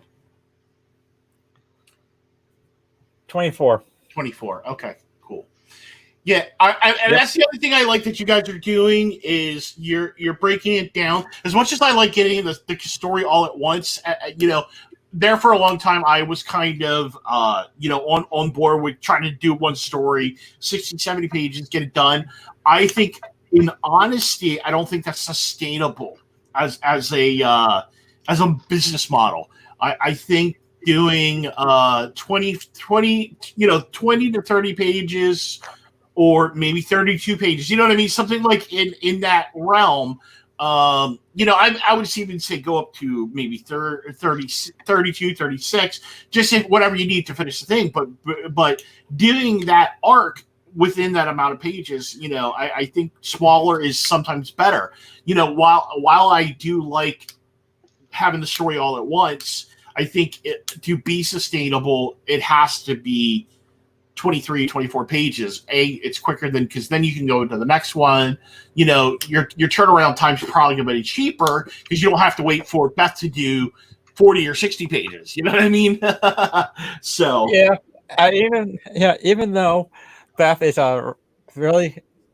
just really fast as an artist, she got the 5 pages done in 3 days. I don't want her to put her through 60 pages kind of thing. Yeah, well, and the thing is, even and I'll be honest with you, I doing the trade, and I'll be honest with you, and I could probably see why you wouldn't want to do that, because I know when talking with Ginger, 91 pages is a lot to color. Yeah. 91 pages to letter is a lot of. Yeah. At the same time, imagine doing that. That's your first time lettering, though. So the more you do it, the easier it'll get, and the quicker it'll become. Yeah, but imagine being both the artist and the colorist. So you've got to do 90 pages. They're going to want to kill you. Yeah. Oh yeah. No, there's not gonna be wanna. It'll be they be showing up at your house. You'll be coming home from work. Next thing you know, you're lying in a pool of your own blood. You don't even know what happened. You're like but I trusted you. Well, I think the only book that's going to be really long will be the last one. And that's got some action sequences that really need time on the pages to fill out.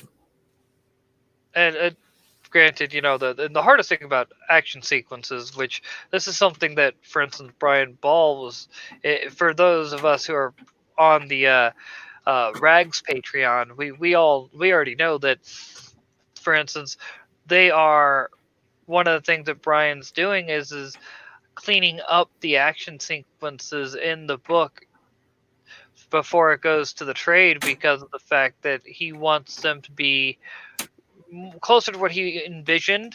Like does that make sense? It's like, yeah. And let's be honest, fight scenes are always tricky.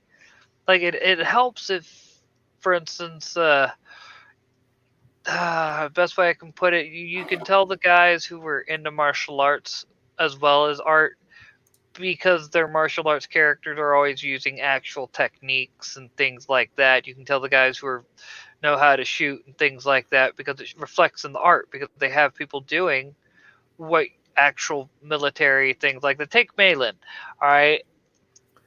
Because he's former military, the soldiers in his books look like actual soldiers. They move like actual soldiers because he brings that to the art. Yeah. Just saying, bro. I know we keep getting all the compliments things. So sorry, guys. All right, so I think we probably need to wrap up here. That way, Yeah. Wrap up. Yeah. Okay. So, He's done. Matt, tell Yes. everybody where they can find you. You can find me at Matt Trin on Twitter. You can find the Mythics Institute campaigns at Indiegogo and Kickstarter. And just so you guys know, there's not going to be any fancy stretch goals. Any extra money I get goes straight into issue 3. As it should be. Yep. All right. Truck, now it's your turn. well, as usual, guys, you can always follow me on at Sporkman Studios for everything. And just a reminder, once again, T-shirts are in the process of being printed and made. We'll get those shipped out, and then hopefully we should see the proof copies here within the next week or so.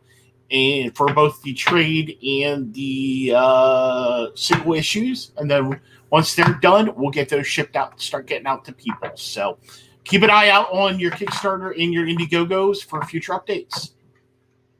Nice. All right. And as always, you folks can find me on the Twitter at Brainiac420. You can find me on MindGabs and Instagram at Bob Jones Comic Wars. And soon you'll be able to find me on Parlay as Bob Jones as well. I'll probably have the full Bob Jones Comic Wars title. And yeah, with that, folks, I guess we will go ahead and bid you a fond farewell. Night, guys.